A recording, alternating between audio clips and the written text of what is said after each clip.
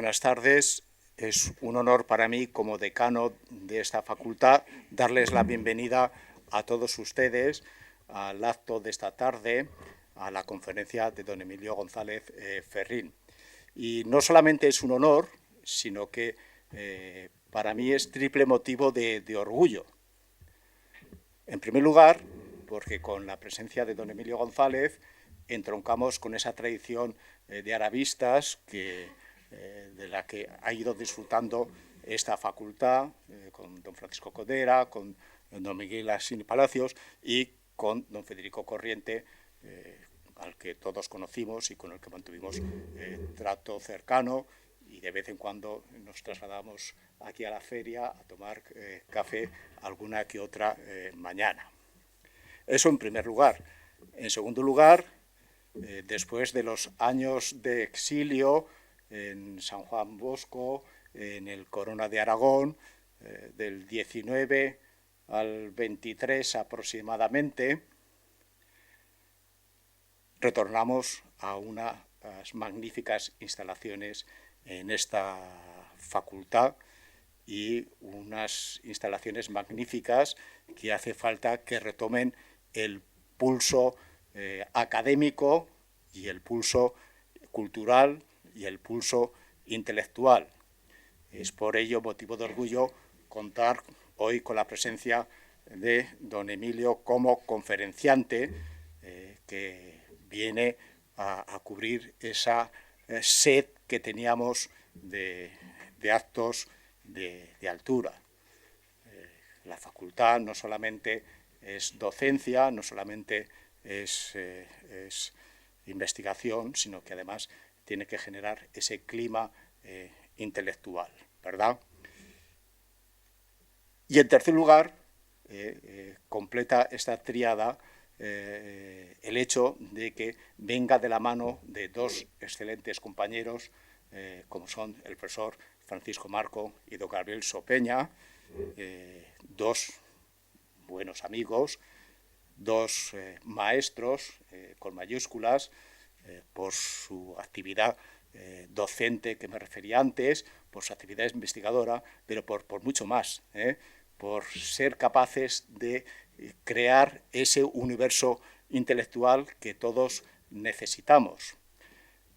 Gracias a ellos contamos con la presencia de don Emilio González en un acto que entiendo que responde a esa necesidad que sentimos como universitarios de abordar temas de cierto nivel, cierta enjundia.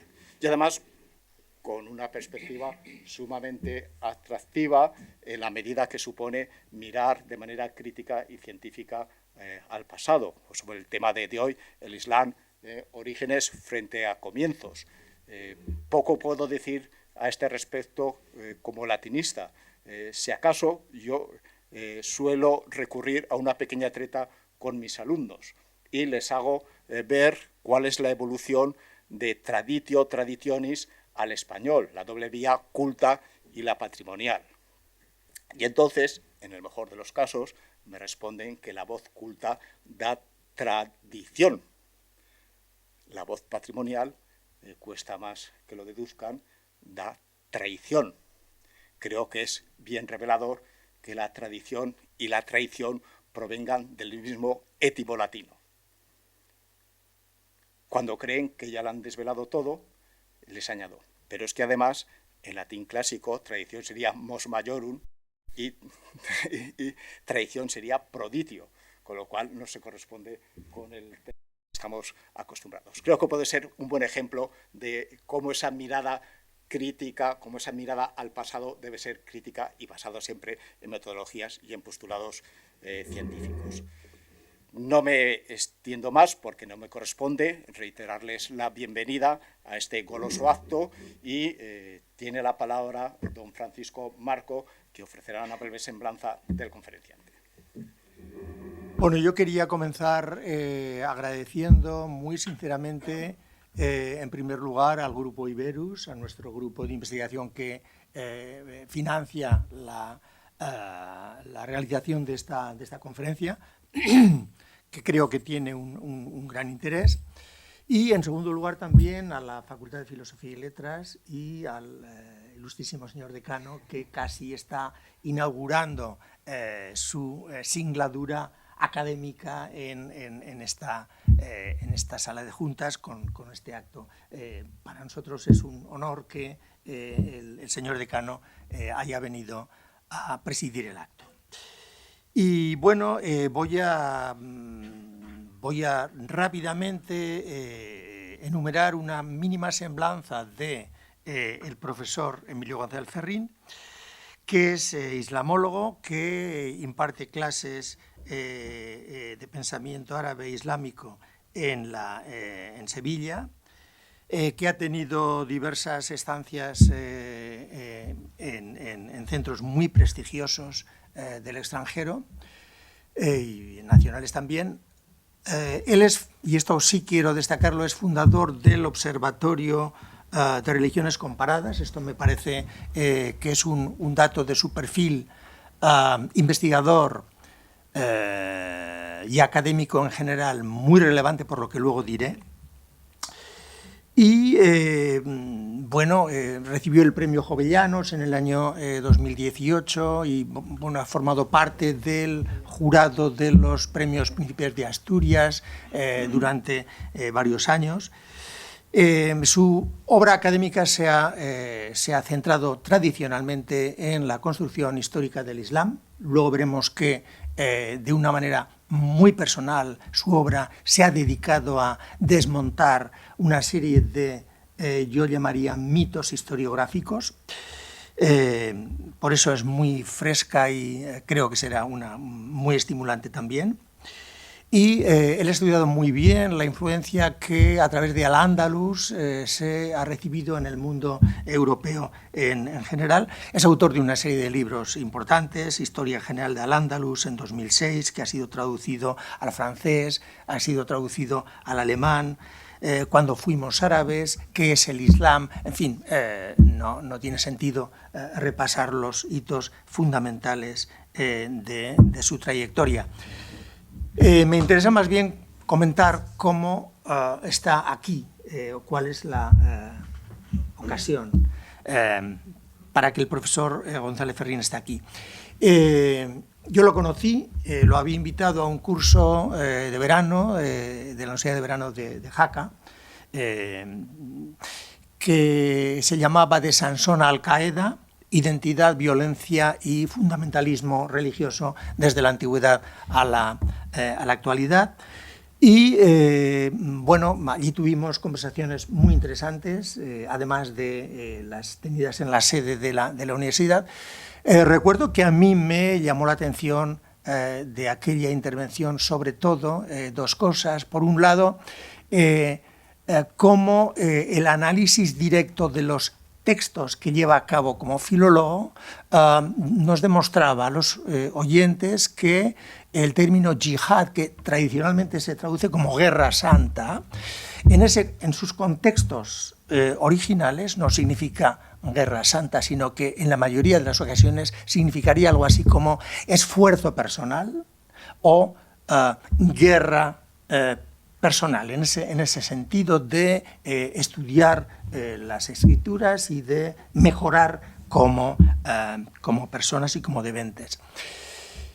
Recuerdo también, cuando me comentó, un poco ya nos desviamos del tema, la importancia de la versión aramea del Evangelio, de los Evangelios, cómo la versión aramea nos daba una visión de Jesús mucho más, una personalidad mucho más mística, mucho más sensual que la que conocemos a través de la traducción al griego de la koiné, ¿no?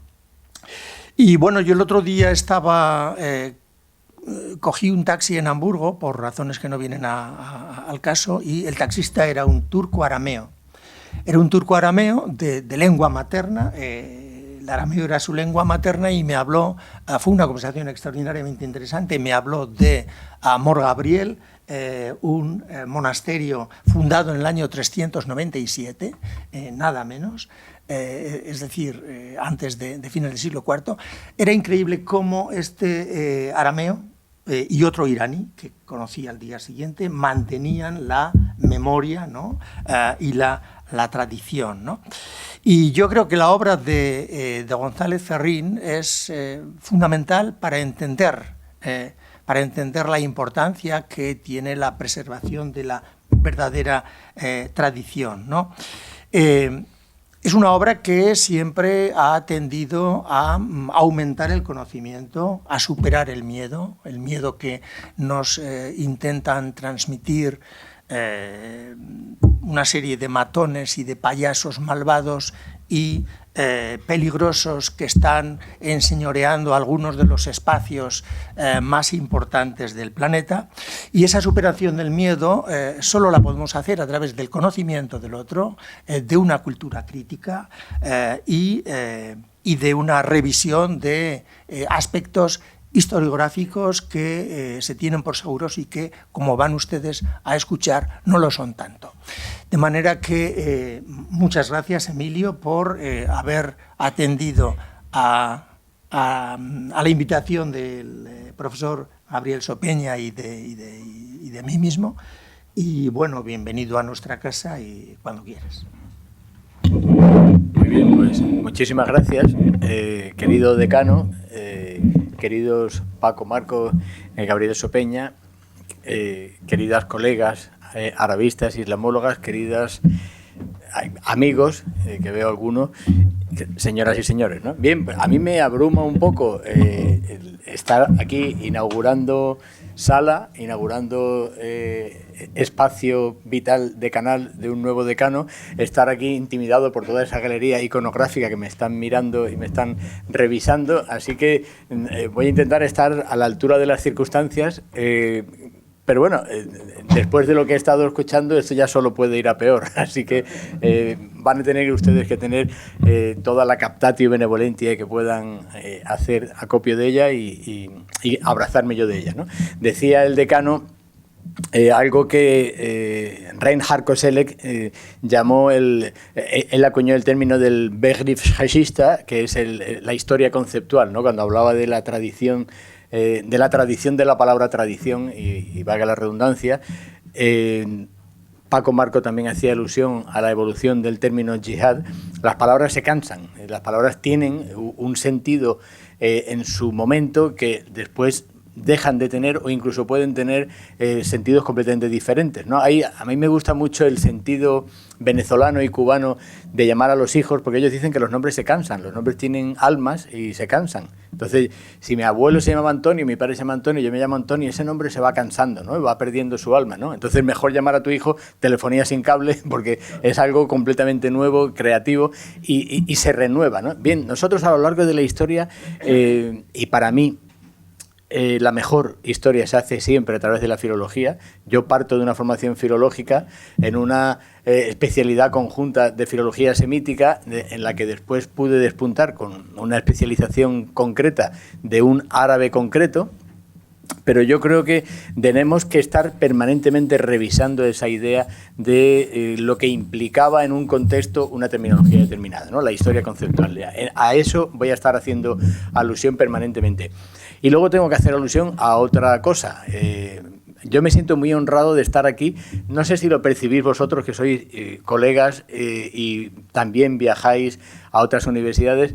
Nosotros solemos dar conferencias, cursos en muchos sitios, en diversas lenguas, geografías, tipos de regímenes, pero hay un himno Gaudeamus Igitur que nos une a todos. Hay un lenguaje académico cuando entras y hay una iconografía que reconoces, hay un trato de los colegas que reconoces. Yo creo que la universidad como tal, hacía alusión Paco Marco a ese sentido crítico del conocimiento de la universidad, tiene que estar permanentemente renovando sus aguas, aireando, ¿no? Y yo me siento muy a gusto cuando hablo en una universidad, porque esa idea de que tú puedes tener un alma mater, pero por ahí conocen exactamente de dónde vienes, ellos tienen cosas similares. Yo lo he vivido desde Harvard hasta la Universidad del Sudán y yo creo que hay un deseo de abrir las ventanas siempre, ¿no? Yo no estoy muy contento con cómo ha manejado la historia, los temas a los que yo me dedico, porque he visto que hay agrupaciones sociales, profesores de instituto, guías turísticos, que tienen las orejas más abiertas a las novedades de los temas a los que yo me dedico, y la academia en algunos casos se ha convertido en escolástica, ¿no? Entonces yo creo que hay que estar luchando permanentemente contra eso, hay que estar permanentemente haciendo la pregunta. Nosotros estamos en el ámbito de la filosofía y las letras. La religión da las respuestas, la filosofía hace las preguntas. Pues fíjense o fijaos en esa idea de dar ciencias de las religiones desde una facultad de filosofía, pues tenemos que estar permanentemente contrarrestando las respuestas que se están dando frente a las preguntas que queremos hacernos. Por lo tanto, si de aquí conseguimos sacar hoy unas cuantas preguntas, ese es el ámbito en el que debemos movernos desde la universidad, ¿no? Una última salvedad. Decía antes mi querido decano, cuando estábamos en su despacho, que Federico Corriente, maestro indiscutible de arabistas españoles y de arabistas por todas partes del mundo, yo tengo anécdotas con él en cualquier país del mundo cuya lengua hablaba, traducía, era una persona que la inteligencia artificial intenta parecerse a él, ¿no? Es una cosa impresionante. Y Federico Corriente tenía esa idea de estar en el sentido crítico. Y decía antes que se llevaba muy bien con los latinistas. Estaba planteando... Bien, yo creo que hay un sentido lógico de entender lo árabe, a lo que yo me refiero ahora mismo es al árabe como lengua oficial, lengua culta de una ruta mediterránea en unas coordenadas cronológicas determinadas. Dar el Islam, para mí, desde el año 800 hasta 1495, 1500, ese espacio en que la civilización de guardia, la cultura predominante, las rutas del comercio pasaban por ser culturalmente aculturadas por lo árabe. Era lógico que nosotros miremos lo que había inmediatamente antes y no lo que hay inmediatamente después. Y ahí ese cambio de perspectiva va a ser fundamental. Si nosotros estudiamos los orígenes o los comienzos, ahora diferenciaremos muy bien, del Islam desde lo medieval, no vamos a entender nada. Ahora bien, si lo vemos desde lo que hay antes, podemos entender algo. En medicina hay una especialización de tocología muy clara. Normalmente el ginecólogo suele ser también tocólogo, pero la tocología es aquello que afecta a la mujer en tanto que posible maternidad. Y luego está la pediatría. El Islam en España lo han estudiado los pediatras. No, los orígenes del Islam lo han estudiado los pediatras, no los tocólogos, y tenemos que darle la vuelta a esto. Y ese es el verdadero problema de no airear estas documentaciones. Veréis la última imagen que tengo aquí, como es ilustrativa de esto. Bien, este señor, Edward Said, es el que me lleva a mí a ponerle título a esta charla, Orígenes frente a comienzos. Por desvelar, por despanzurrar, por hacer spoiler, los orígenes son siempre míticos. Los comienzos son siempre pragmáticos, demostrables, ¿de acuerdo? Se requiere prueba o se presenta prueba, ¿de acuerdo? Yo siempre bromeo con mis alumnos cuando me dicen, ¿por qué estudiaste estudios orientales? Y digo, pues mira, ¿por qué te fuiste a vivir al Cairo años? ¿Por qué no sé cuánto? Y yo digo, mira, porque mi padre tenía una alfombra persa preciosa y él se encerraba en su despacho a escuchar Rimsky-Korsakov, y para mí los crescendo de violín del Rimsky-Korsakov, cuando entraba la figura femenina de Sherezade, para mí me estaba llamando Oriente. Y me dicen los alumnos, ¿de verdad? Y digo, no, es mentira. Eso es un mito fundacional. Yo estudié árabe porque en primero de griego en la carrera me pusieron un 0. Y digo, oye, a lo mejor hay alguna asignatura por ahí que puedo sustituir por griego y partir de 0. Los comienzos son mucho más pragmáticos, mucho más desnudos. Son mucho la historiología, que un amigo mío la define como levantarle las faldas a la mesa de camilla de la historia, buscar los mecanismos de las cosas, te enseña cosas que son bastante más cutres, bastante menos heroicas. Sin embargo, los orígenes son siempre míticos. En el ámbito en el que nos movemos de historia de las religiones, la idea de Mircea Eliade de hubo un tiempo magno, hubo una antología arcaica. Mentira, todo se escribió después. Toda la historia de las religiones es siempre deuteronomista, es siempre segunda ley, es siempre una persona que dice, me he encontrado un papelito, es muy antiguo, no os lo puedo enseñar porque se me ha roto, pero aquí lo tengo copiado, ya está, ya tienes los orígenes creados, ya se ha creado el mito, ya estás mintiendo, ya estás vendiendo lo tuyo por lo ajeno, ya estás leyendo el boletín oficial del Estado en lugar de estar leyendo el periódico de la oposición de su tiempo. Y entonces, si solamente ves la televisión del Real Madrid, no te vas a enterar de qué va el fútbol en el resto de la... Yo sé que viendo al Real Madrid ya uno tiene la idea entera de lo que es el fútbol, pero bueno, no vamos a entrar ahora en ser partidarios o no, es mentira, yo no soy futbolero, pero me gusta tocar las narices. Entonces, la idea es que tienes que saber que existen otros, tienes que ver la otra documentación. Beginnings. Él dice, un momento, hay un problema en la historia y es que la gente está tomando textos literarios como si fueran históricos. Cuando la gente dice Sansón y Dalila, ¿existieron Sansón y Dalila? No, hombre, ¿cómo van a existir si son unos personajes? Ah, no, sí existieron, dependiendo si estamos hablando en la sinagoga, iglesia, mezquita, pagoda o estamos hablando en la universidad, tú puedes decir, ¿existieron o no existieron Sansón y Dalila? Bien, dice él. Hay muchas formas de existencia. Sansón y Dalila es imposible que existieran. Ese tipo tan fuerte que tenía la fortaleza en el pelo y su mujer va y le corta el pelo. Además, que él sea un buen judío y ella sea una palestina, lo mismo hay un tono ahí político que estás queriendo vender en la Biblia. A lo mejor hay algo político detrás, ¿no? Nah, es imposible que existieran. Ya, pero si lo lees en hebreo, la importancia de acudir a los textos originales, Shemso, Shemes, Shams, en las lenguas semíticas, es sol. Y la fuerza del sol está en sus rayos. Y Dalila, Dalaila, Laila, Lila es la noche. Y la noche le corta los rayos al sol. Por lo tanto, es una antropomorfización simbólica de la realidad. Por tanto, todos los días existen Sansón y Dalila. Entonces, si nosotros entendemos la literalidad y no entendemos el carácter literario de los textos, vamos a estar confundiendo permanentemente los orígenes, que son fríos, destacables, y los orígenes, que son literarios, son edulcorados, frente a los comienzos, que son bastante más cutres. ¿De acuerdo? Los nacimientos son, volviendo al ejemplo de la tocología y de la pediatría, pues no se ve con claridad la persona tan grandiosa que están haciendo, porque todos más o menos nacemos de la misma manera. Decía Ernest Renan que las religiones, en sus comienzos, son crisálidas misteriosas. Yo la lié bastante en un curso, no fue en el de Jaca, porque me vine arriba hablando de Renan y crisálidas misteriosas y me di cuenta de que cuando a la gente le dije las religiones son crisálidas misteriosas, la gente me miró así, porque claro, todos más o menos sabemos lo que es crisálida, pero que te digan de pronto epistemología o crisálida, tienes que decir, espera, esto viene a...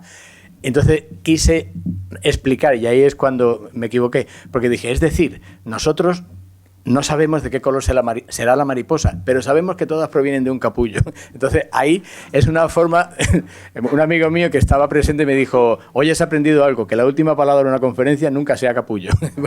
Bueno, pues eso es importante. Pero entendiéndolo en lo que realmente implicaba Renan, hay un ovocito del que no sabes qué color va a tener. ¿Cómo podemos pretender que en algún momento determinado entendemos una lógica de causa-efecto, el cristianismo proviene del judeocristianismo, este del judaísmo, este no sé cuánto? No, descubrimos, dice Baruch Spinoza, que es imposible que Moisés escribiera el Éxodo, porque Moisés muere a mitad de Éxodo y sigue la narración. Oye, es importante meter la literatura en los textos que estás estudiando. Es importante el método histórico-crítico para entender la historia por un lado, la historia de las religiones.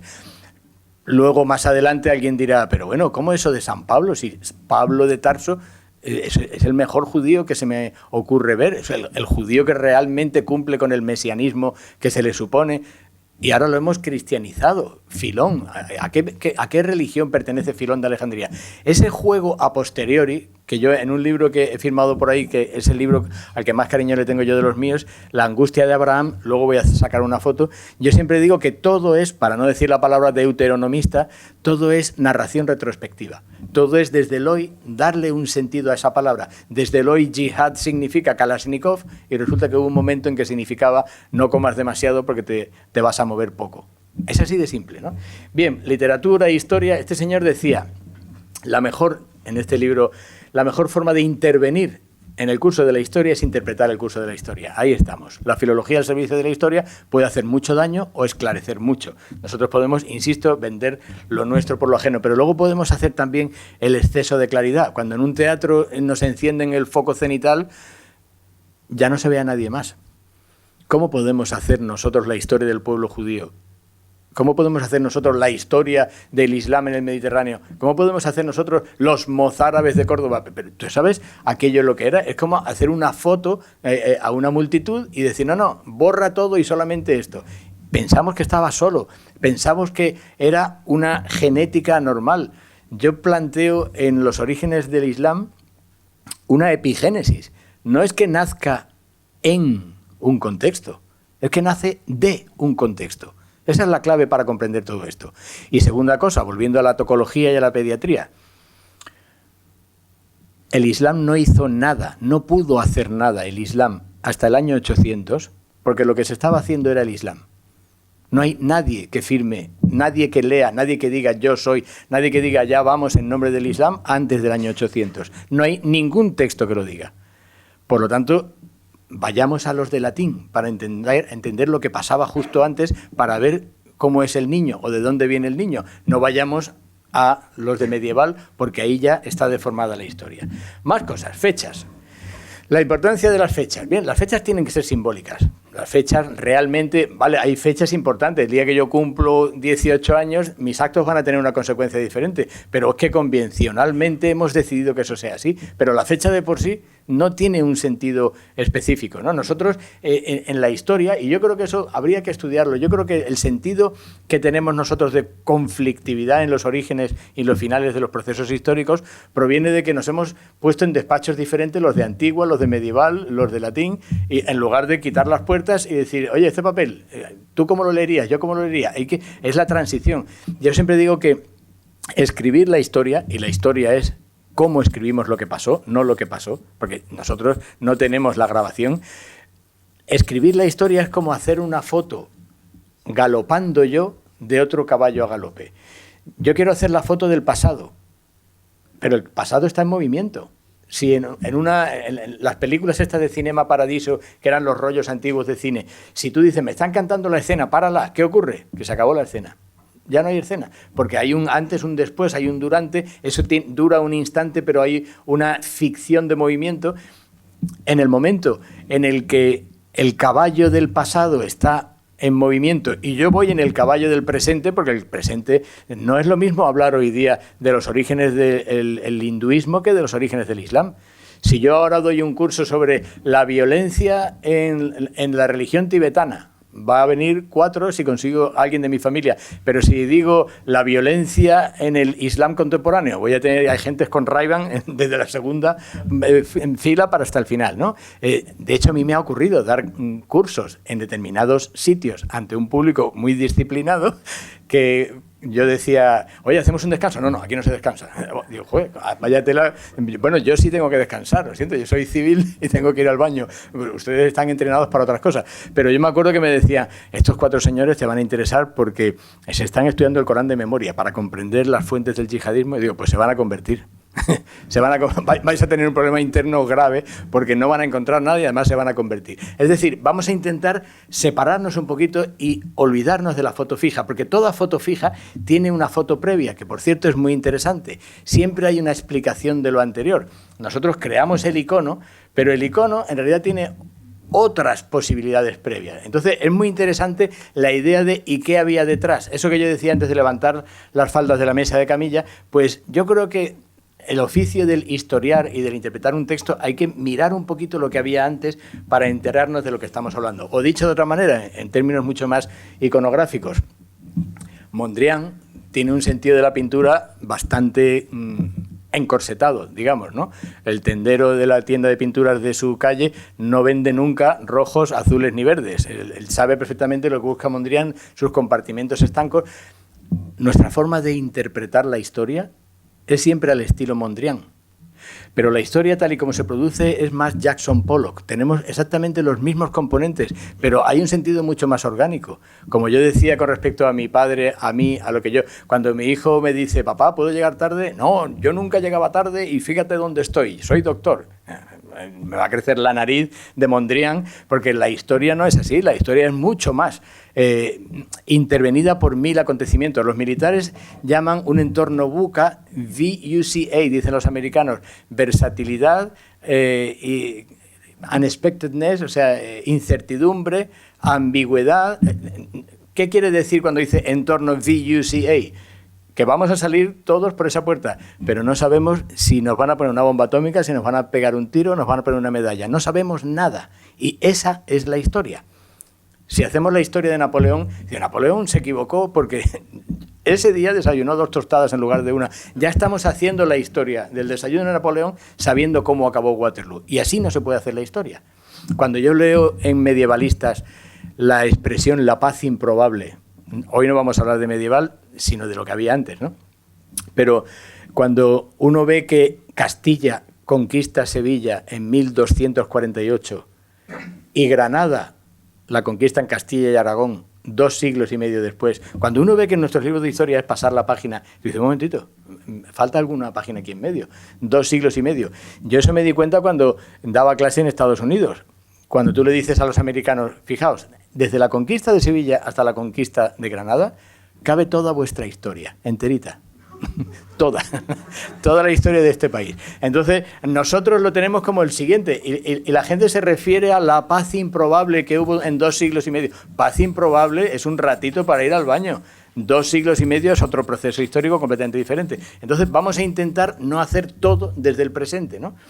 Y seamos más Pollock. Bien, 2 paradigmas contra los que tenemos que luchar y en los que nos hemos formado todos los islamólogos. Primero, Noldek, que tuvimos la mala fortuna de que ganó un premio de la Academia de Letras francesa en 1860 con su Geschichte des Korans, Historia del Corán. ¿Qué hizo Noldek para enterarse de cuál era la historia del Corán? Se fue a una mezquita y preguntó. Eso no se puede hacer, o no se debería hacer. A lo mejor debes preguntar otro tipo de cosas, analizar los textos de otra manera.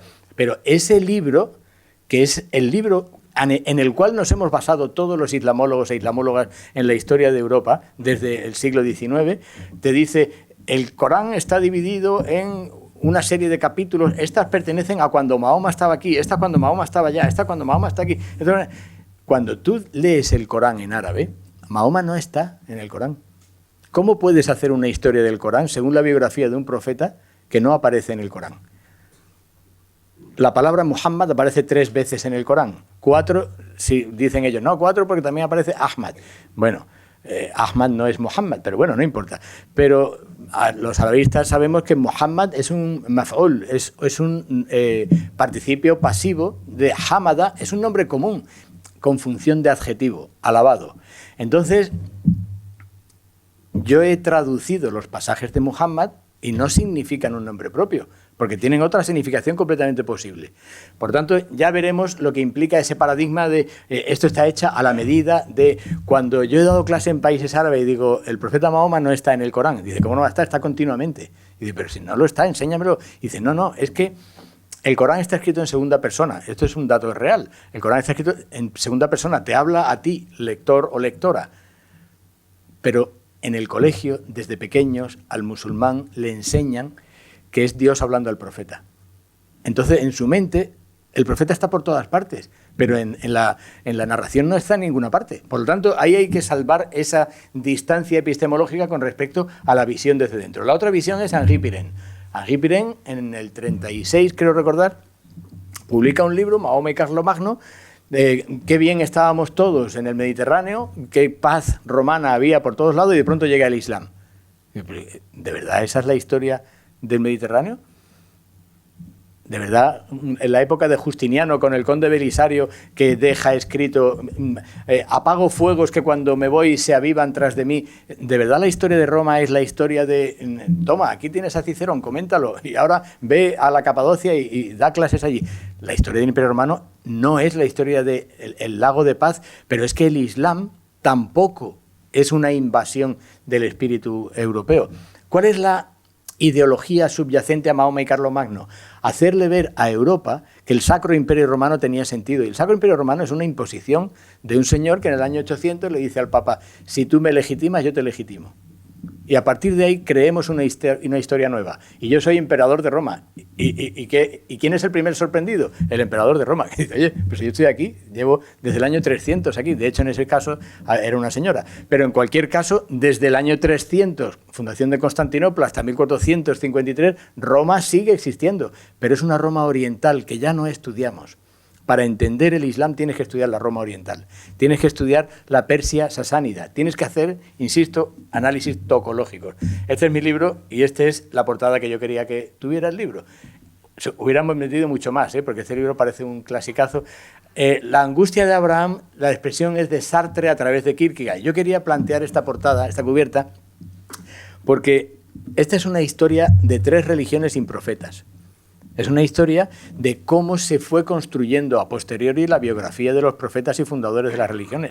Porque no tenemos texto de ningún fundador de religión, lo que tenemos es lo que después hemos querido hacer. ¿De acuerdo?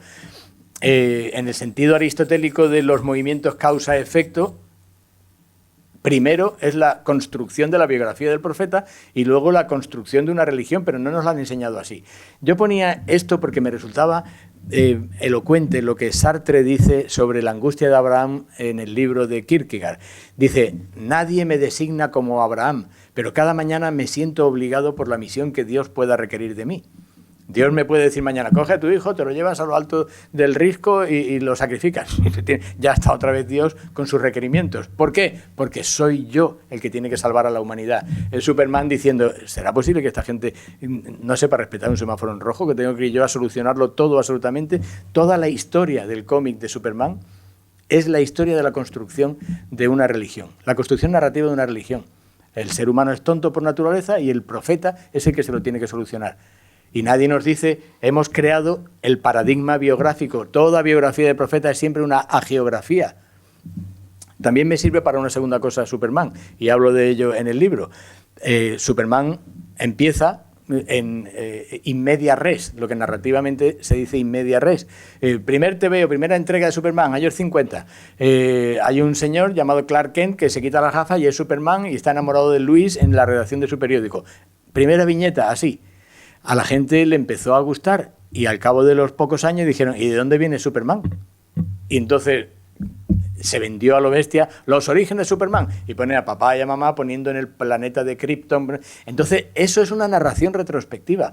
Todas las historias de las religiones funcionan así.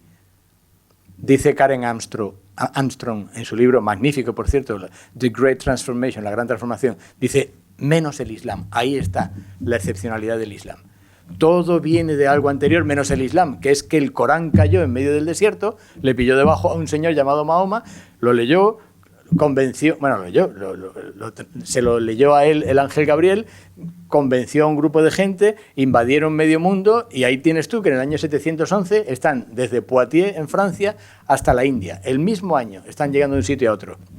Al hablar de la crítica al concepto de conquista, que saldrá aquí colateralmente, esa idea que tenemos invasiva de lo islámico, esa idea de bonomía del cristianismo porque se expande por convencimiento apostólico y esa idea genética del judaísmo porque se expande por vía genética, esas son 3 mentiras, son 3 imposturas, pero 3 imposturas muy peligrosas, porque si a ti te dicen tienes que ser un buen cristiano porque el cristianismo se expandió mediante la paz, a lo mejor eso es un criterio de conducta interesante. Si te dicen el judío, tu hermano es el que tiene la misma sangre que tú, ese de enfrente no lo es, a lo mejor es un concepto interesante y te da por pegarle un tiro o arrasar la casa de todos los que están delante que no tengan tu misma sangre o que tú creas que no tienen tu sangre. A lo mejor si te dicen lo que nos pasa a nosotros que estamos aquí todos callados, pero nosotros una vez invadimos desde Poitiers hasta la India, pues a lo mejor te crea un sentido de la violencia originaria de tu religión que siendo mentira es además doblemente peligroso. Por tanto, no es solamente por enterarnos de cómo fue el origen de las religiones, sino que tiene una operatividad concreta actual. Bien, más cosas. Esta era la segunda portada que me gustaba más todavía. Estaba más agobiado el profeta diciendo, pero esta gente de verdad voy a tener que salvar a todo el mundo tirándose por las ventanas para que yo los salve, ¿no? Bien, el Islam, 3 islames. Y eso, para empezar, puede ser una buena ayuda para entender a lo que me quiero referir con orígenes frente a comienzos. En español, no así en inglés, y es un problema que tiene el inglés, no así en árabe, y es un problema que tiene el árabe. Si yo digo el Islam con mayúscula es la civilización. Si yo digo el Islam con minúscula es la religión. Islam, cristianismo, judaísmo, hinduismo, las religiones, según norma, se escriben con minúscula. Eso ayuda mucho. Más ayuda todavía si nos convenciésemos de que el adjetivo relativo a Islam con minúscula es musulmán. Por lo tanto, derecho musulmán es derecho canónico, pero derecho islámico es derecho romano. Eso nos ayudará mucho para comprender toda la historia del propio derecho islámico, ¿no? Porque en la época del dar al Islam, el derecho islámico no se le llamaba derecho islámico, se le llamaba derecho. Es una tontería que yo siempre se lo pongo en relación a mis alumnos, como que en China nadie dice, oye, vamos hoy a un chino. Eso no lo dice nadie en China. Nadie come comida china en China, la gente come comida. Pues ese tipo de tonterías ayudan mucho a comprender los estereotipos que tenemos con lo islámico. No, el musulmán por la mañana, como son 5 veces, la primera oración mientras desayuna, pero he visto un musulmán que toma alcohol, he visto ese planeta que decía Karen Armstrong, que es la bola completa de la alteridad, de la otreidad, que es el Islam, ha hecho mucho daño a la comprensión de quién somos, porque nos hemos construido frente a ese planeta, y ha hecho mucho daño a ese círculo cerrado en que hemos educado a todos los musulmanes, que ya forman parte de nuestra misma cultura, como si fueran un ente ajeno. Cuando a alguien le gusta la leche con colacao, sabe perfectamente que una cosa es la leche y otra cosa es el colacao. Mis hijos toman leche con colacao nunca. Como no haya colacao, no toman leche. No soportan la leche blanca. Tiene que ser con colacao, ¿de acuerdo? Pero saben perfectamente que son dos cosas diferentes. Si tú sabes perfectamente que hay una civilización llamada Islam, si sabes que hay una religión llamada Islam, y si sabes que hoy día, cuando en el telediario dice nuevas sacudidas sociales en el Islam, es porque algo ha pasado en Indonesia, en Pakistán, en Marruecos, son 3 islames diferentes completamente, pero en la mentalidad lingüística del mundo anglosajón, con esa única I mayúscula, y del árabe, con esa única posibilidad del Islam, hay una confusión permanente. Hay que saber separar las cosas, ¿de acuerdo? ¿Va bien la cosa? ¿Me estáis siguiendo? Bien. Un ejemplo para romper un poco también otros estereotipos que nos ayuden a comprender los orígenes. ¿Qué libro será ese? El Evangelio según San Juan. Lo he leído un poquito ya inducido. El Evangelio según San Juan. Bien, lo voy a leer tal como viene ahí. Fil bidu kienet il kelma, ul kelma kienet ma Allah, ul kelma kienet Allah. ¿De acuerdo? Ahora lo voy a leer un poquito más acentuado. Fil badi kanat al kelima, ul kelima kanat ma Allah, al kelima kanat Allah. ¿Qué significará Allah? Dios. Es el principio del Evangelio de San Juan en árabe. En el principio era la palabra, el kelma. O el kelma kienet ma Allah. Y la palabra estaba con Dios. O el kelma kienet Allah. Y la palabra era Dios. Dios en árabe es Allah. No, cuando el periodismo, que ha hecho mucho daño a la comprensión del Islam, dice los guerreros de Allah, digo, ¿y por qué no decir los guerreros de Dios? Pues entonces parece una orden franciscana de frontera. Es decir, tenemos que extrañificar permanentemente al Islam para que sea algo completamente diferente. Y luego desde dentro también. Desde dentro te dice el musulmán converso, no, es que Allah no es exactamente lo mismo. Ya, vale, entonces es como si yo le digo a mis hijos, vosotros, el amor ya no es lo que era. ¿Tú qué sabes lo que era? Ese Begriffsgeschichte de los alemanes, cómo va cambiando la palabra. ¿De verdad crees también que la palabra, el concepto cambia? Solo yo sé lo que es Dios, solo yo sé lo que es el amor, solo yo sé lo que es la amistad. Vamos a ser un poquito menos soberbio. Dios, en árabe, es Allah. Para cristianos, judíos o musulmanes, este es el Evangelio en árabe. Los ingleses no tienen un Dios diferente que se llama God. Ni los alemanes Gott, ni los holandeses, que eso me gusta cuando doy clase algunas veces en Amsterdam, en un grupito, que ellos en holandés es Joda. Y es interesante que sea Joda, que es God pronunciado como una J, como Groningen, la ciudad de Groningen, porque en farsi Dios es Jodá. Es decir, en holandés y en farsi, en Irán, cuando te despides en Irán, dice Jodá Hafez, y ese Jodá es el Dios del holandés. ¿Por qué? Porque son pueblos indoeuropeos, no son semíticos. El farsi no es un idioma semítico. En la mentalidad del Islam como planeta ajeno, como ese libro que cayó, como no tiene nada que ver con nuestra tradición, olvidamos que hay mucho Islam indoeuropeo también. Que toda esa conectividad mercantil, porque es lo que significó el Islam en el Mediterráneo, atendía a muchos pueblos diferentes. En Estocolmo hay una callejuela, yo le hice una foto muy antigua del barrio más antiguo de Estocolmo, que se llama Cordovansmarktgatan. Cordovansmarktgatan es Córdoba Market Gatan. Gatan es callejuela, luego ya vamos directamente al sueco. Pero antes es Cordobans Market, el mercado del Cordobán. No es el mercado cordobés, es el mercado del Cordobán. La forma de trabajar el cuero. Si hay alguien que sabe de cuero en el mundo, son los que vendían el cuero y los que lo producían por todo el mundo, que son la gente del norte de Europa. Pues a la forma sofisticada de coserlo le llamaban cordobán, igual que en español ya empleamos la palabra cordobán. Esa ruta comercial había funcionado. Allí donde haya una receta que se use la pimienta en la Edad Media, es que el Islam funcionó como ruta comercial. Pero no es esa la imagen que tenemos. La imagen que tenemos es donde haya una espada torcida, ahí llegó la invasión. Volveremos sobre eso. Neoplatonismo. No vamos a entrar ahora porque aquí hay autoridades mucho más formadas que yo para entender lo que es el neoplatonismo. Pero comprenderéis que las tres religiones monoteístas que conocemos son versiones metafísicas de lo que ya de por sí era una filosofía bastante metafísica, que es el neoplatonismo. No es que el cristianismo, el judaísmo y el islam tengan una teología propia, desvinculada de la filosofía. Es que la fe del carbonero utilizó las herramientas de la filosofía para armarse teológicamente. Es evidente que el ser emanado del uno, la inteligencia emanada de este y el alma emanada del anterior, es evidente que nosotros podemos explicar la Trinidad ahí. Pero también podemos explicar el tawhid de lo uno en términos pitagóricos.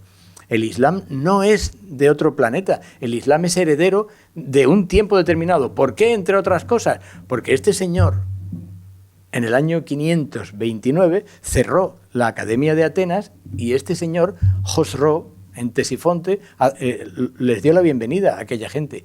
Porque había una permanente... había un permanente trasvase de conocimiento en el Mediterráneo, que era un lago de conexión. El Mediterráneo siempre ha sido un tambor, una caja de resonancia, en que lo que se producía en un sitio se vería después. Decían en los grandes tiempos de la biblioteca de Al-Hakam II en Córdoba, que en Córdoba se vendían los libros que se escribían en Bagdad cuando todavía la tinta estaba mojada. Evidentemente es una exageración, pero te está diciendo la conectividad permanente. Hablábamos antes de tablillas que aparecen, de hierros que aparecen, de monedas que aparecen. Eulogio de Córdoba, mártir de la Iglesia, pero en realidad, a poco que se lean las cartas de Eulogio, de Álvaro, de Esperaindeo, todo lo que Juan Gil recopiló como el Corpus Scriptorum Mozarabicorum, es decir, las cartas latinas del siglo IX en la península ibérica, a poco que se lea, Eulogio fue ajusticiado por su obispo. Sí que está la orden allí. ¿Por qué Eulogio de Córdoba, año 850 y tantos, fue ajusticiado por su obispo? Porque no quería consagrar en árabe. ¿Cómo es posible que Eulogio de Córdoba no entendiese que en el año 850 ya había que hacerlo todo en árabe? Pues porque no había llegado en la narración retrospectiva de pintarlo todo verde ya en la península ibérica, porque todavía estaba la cosa en pleno funcionamiento, porque ese es el verdadero, digamos, la verdadera fiebre de crecimiento de lo andalusí a partir del siglo IX. Yo decía antes que Juan Gil, catedrático de Filología Latina, me hizo un regalo una vez que estaba en una conferencia con él. Esa Navidad me dio un texto que son los nombres de los confesores de Eulogio de Córdoba. Eulogio, su confesor, es árabe, es un árabe, dice de géneros árabes, de origen árabe. ¿Por qué de origen árabe? Porque seguramente era un cristiano del monasterio de Marsaba, que venían muchos, hacían la peregrinación, muchos, hasta cierto porcentaje, evidentemente, y evangelizaban el occidente. Ese idioma árabe, ¿de verdad eres capaz de distinguir el siríaco del árabe, del arameo, en la península ibérica de aquellos tiempos? ¿De verdad eres capaz de distinguir un cristiano antitrinitario de un judío posmesiánico en la Hispania o en el norte de África de los siglos 7 y 8? Que no iban con camisetas de colores diferentes, que eso lo hemos hecho hoy. Ese es el error para comprender los orígenes y los comienzos del Islam. Este señor, Wasserstrom, escribió un libro. Tiene dos libros que a mí me parecen fundamentales y fundacionales de lo que en nuestro ámbito de ciencias de las religiones deberíamos hacer, ¿no?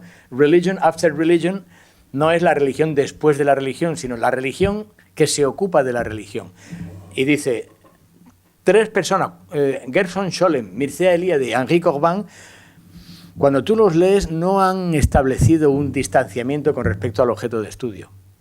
No sé si a vosotros os dio clase en algún momento Emilio de Santiago, o lo conocisteis. Emilio de Santiago era un islamólogo interesantísimo, un hombre sin obra prácticamente, pero con una labia, y él había visto películas de Oxford, entonces se ponía con su chaqueta de tweed en clase a hablarnos del siríaco y tal. Era verdaderamente divertido y verdaderamente iluminativo. Pero luego su obra era un poquito escasa. Simplemente en aquella época pues tú podías prosperar sin publicar. Ahora, si no publicamos y nos lo convalidan, estaríamos 95 horas al día dando clases. O sea que por eso nos incentivan que publiquemos. Bien, pues decía Emilio de Santiago, con mucha maldad, la diferencia entre un biólogo y un islamólogo es que el biólogo nunca quiere convertirse en ameba. Bien, esa tontería te ilustra a la perfección el problema que hemos tenido en determinados campos de ciencia de las religiones de separación con respecto al objeto de estudio. Y lo dice aquí Wasserstrom. Y dice, si tú separas bien, no seas tan místico estudiando el Islam, no seas tan cabalístico estudiando el judaísmo, sepárate un poquito, aléjate. Y verás, y es el segundo libro, Between Muslim and Jew, el problema de la simbiosis en el Islam naciente, porque es impresionante la documentación que está tratando ahí. Los primeros fundadores de lo que hoy entenderíamos como el chiismo, en su época, están catalogados como, y cito literalmente uno de ellos, Abu Isa al-Isfahani, dice, fue el judío más revoltoso desde Bar Kokhba. Toma ya, y es uno de los fundadores del chiismo, y ahí lo tenemos. Es decir, hay una simbiosis creativa de la que irá surgiendo el Islam, y él emplea esta expresión.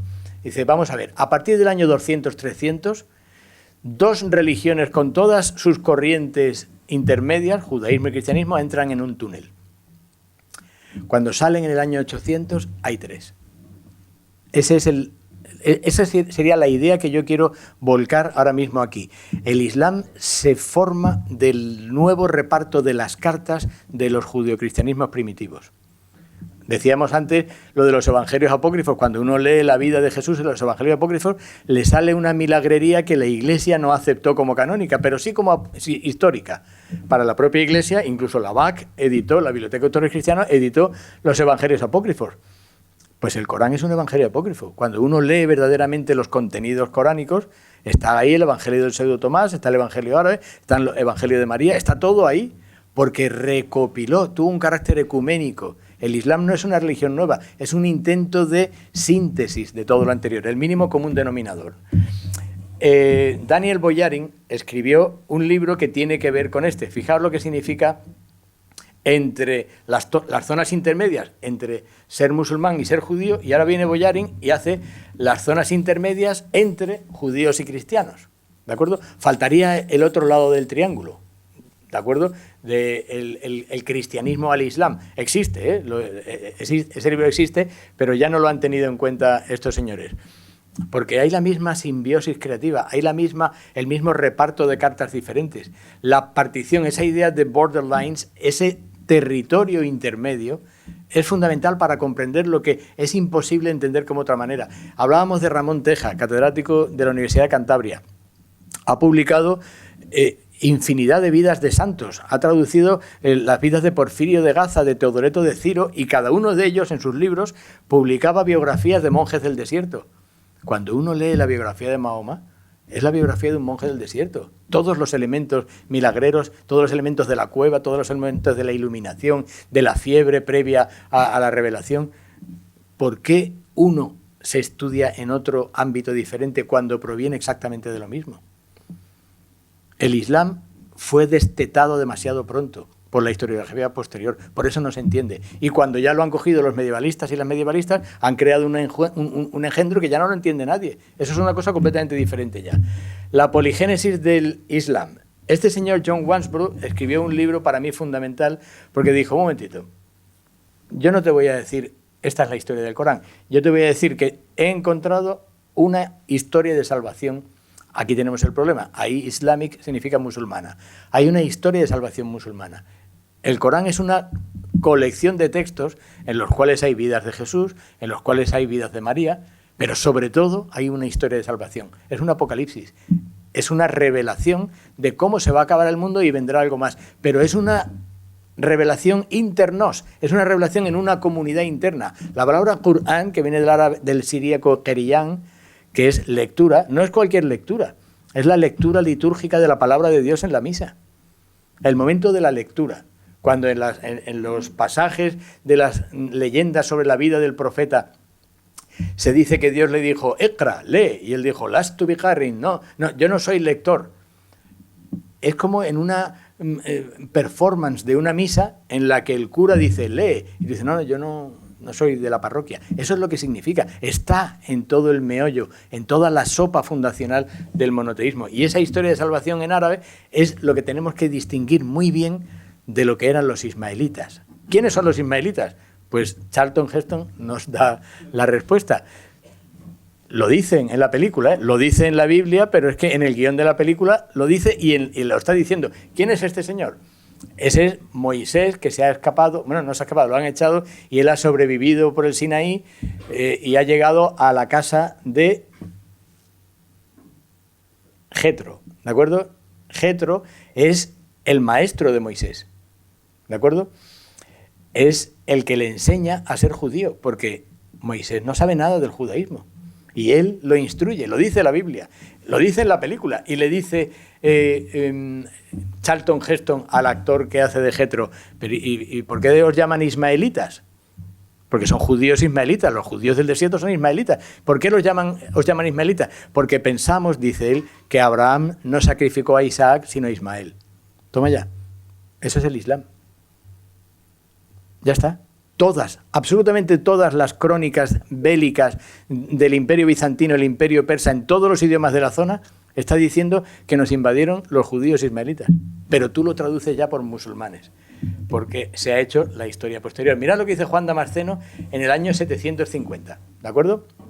Es decir, 40 años después de que nos invadieron los tipos a los que él se va a referir ahora.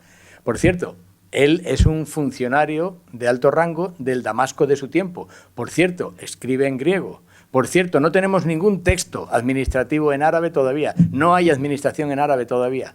Hay unas pequeñas revoluciones arabizadoras y en que hay unas monedas, unos textos en unas sedas, porque el público árabe ha existido desde siempre, desde la época de Alejandro Magno. Los sarraquenoi son gente que habla árabe, muchas formas de árabe del desierto. Federico Corriente era experto en muchas formas diferentes de lo árabe, pero todavía no ha llegado la coiné que dará lugar al Corán. El Corán será un producto de la coiné, pero se nos enseña al contrario, que el Corán es el origen de la coiné y que todos los árabes hablan cosas diferentes porque se alejaron del árabe coránico. Pues mirad este señor lo que está diciendo. Está dando una catalogación de todas las herejías del cristianismo de Oriente Medio. Y luego está la superstición de los ismaelitas, que todavía prevalece. Es decir, estos llevan toda la vida con esa superstición. ¿Cuál es la superstición? Son los que no aceptaron el Concilio de Nicea. Si esto fuera el Concilio de Nicea, y ahora digo, mira, dos cosas importantes. Uno, creemos en Dios Padre Todopoderoso, su Hijo Jesucristo, unigénito de Dios y el Espíritu Santo de la misma naturaleza que todos los anteriores. ¿Estáis de acuerdo? No, no fue estáis de acuerdo. Fue, esto es un dogma, pero, y aquí viene la novedad, el pecado y el delito se asimilan a partir de hoy. Es decir, el que no crea esto está fuera de Roma, así de simple. Bien, los obispos que estaban en el Concilio de Nicea y que no hubieran votado que sí a esto, ¿dejaron de ser cristianos ese día de la noche a la mañana? Esos márgenes, esos cristianismos derrotados que han dicho Antonio Piñero y también otros autores, esas periferias del monoteísmo canónico nos hace pensar, y yo siempre lo digo así en clase, que la ortodoxia es una innovación, siempre es una innovación. Yo les pongo el ejemplo de una vez que me fui de veraneo y dejé un coche en Cádiz, crucé a Marruecos y cuando volví un mes después tenía el parabrisas lleno de multas. Porque en el ínterin habían cambiado el sentido de la calle y yo estaba aparcado y digo, esto no es posible, se lo podían haber llevado el segundo día a la grúa y yo podría... Me ponían una multa un día tras otro porque estaba puesto donde tenían que pasar los coches. Y dije, mire, es que cuando me fui, esto no era así. Pues así funciona la ortodoxia. Por cierto, no me pusieron la multa al final, lo comprendieron por la fecha de la primera, porque en el pasaporte yo había cruzado, si no llego a ir a Marruecos y no tengo una fecha de pasaporte, a ver cómo demuestro yo todo aquello, ¿no? Todavía estaría haciendo trabajos forzados para pagar esas multas. Bueno, pues la idea es que esa es la ortodoxia, y a partir de hoy, hemos considerado que era originario. Y lo que está haciendo es, a partir de hoy, esto no se hace. Cuando ya no se pone por los sitios, pero antes ponía no fumar. ¿Por qué se ponía no fumar? Porque la gente fumaba. Nunca ponía prohibido atracar aquí yates de más de 6 metros de eslora. Eso no lo ponía en ningún sitio porque no se podía hacer. La historia de las prohibiciones son innovaciones que se hacen que a partir de ahora no queremos que se estén haciendo. Ahora ya ni siquiera ponemos no comer ni beber en las aulas, pero ha sido por otra razón, porque nos hemos americanizado tanto que la gente, no sé, aquí en mis clases la gente come, bebe, se reproduce, duerme, yo no sé exactamente, hemos tenido un sentido muy orgánico, ya no hay la disciplina de antes, ahora levantan la mano y están con el bocadillo. Pero, en fin, si aquí no lo hacen, tendré argumentos para decir, oye, que en Zaragoza no se hace. Pues lo diré. Bien, prevalece un falso profeta llamado Muhammad. Qué interesante, en el año 750 nos está diciendo que ha descubierto la existencia de este tío. 750. This Muhammad, este Mahoma escribió muchos libros ridículos sobre la mujer, la camella de Dios, luego dice la mesa puesta. Todavía en el 750 no estaba recopilado el Corán. Todavía eran capitulitos que después se incorporaron. Cualquiera que haya estudiado el Corán se da cuenta de que un libro que está ordenado por capítulos de mayor a menor extensión no parece seguir una secuencia narrativa. Lo que hace es una recopilación, es una Biblia, es una colección de textos. Y sin embargo nosotros pretendemos buscarle una coherencia interna narrativa al Corán. Hay una ciencia musulmana, teológica, que es Ilm al-Nasikh o al-Mansukh, la ciencia del abrogante y el abrogado, la ciencia de lo que debe prevalecer ante dos situaciones diferentes. ¿Por qué? Porque cuando tú dices, ¿qué dice el Corán sobre el vino? Hay 3 pasajes del Corán sobre el vino. Uno dice, qué maravilla los frutos de la vid. Oye, pues eso, lo mismo hay que darle un par de vueltas en la teología musulmana. 2, tener cuidado con los frutos de la vid porque si os pasáis ya sabéis, acordaos de Noé. 3, el vino es malísimo porque nos convierte a todos en monos. Hay una gradación, entonces la ciencia tiene que decir, un momentito, vale la primera, o vale la segunda, o vale la tercera. Por cierto, cuando dice el Corán, acordaos de Noé, es otra de las bazas importantísimas que emplea Wansbrough en la historia de salvación. El Corán habla de Noé, de Abraham, de Moisés, mucho de Jesús. El gran profeta, para mi gusto, en cuantitativa y por importancia, es Moisés. Es el que está permanentemente, in absentia, también dando vueltas por el Corán permanentemente. Pero nunca dice, hubo un señor llamado Moisés que cogió a su pueblo y lo pasó de Egipto. No. Nunca dice, hubo un señor llamado Noé que construyó un arca. No, lo que dice es, acordaos de Noé, que está empezando a llover. ¿Vale? ¿Qué significa eso? Que la gente está educada en el judeocristianismo. La gente tiene una narrativa conocida. No es un mundo politeísta como el que nos presenta Nolde en su Geschichte des Korans, de este mundo primitivo que adoraba a dioses lejanos, la Betilo, no sé cuánto.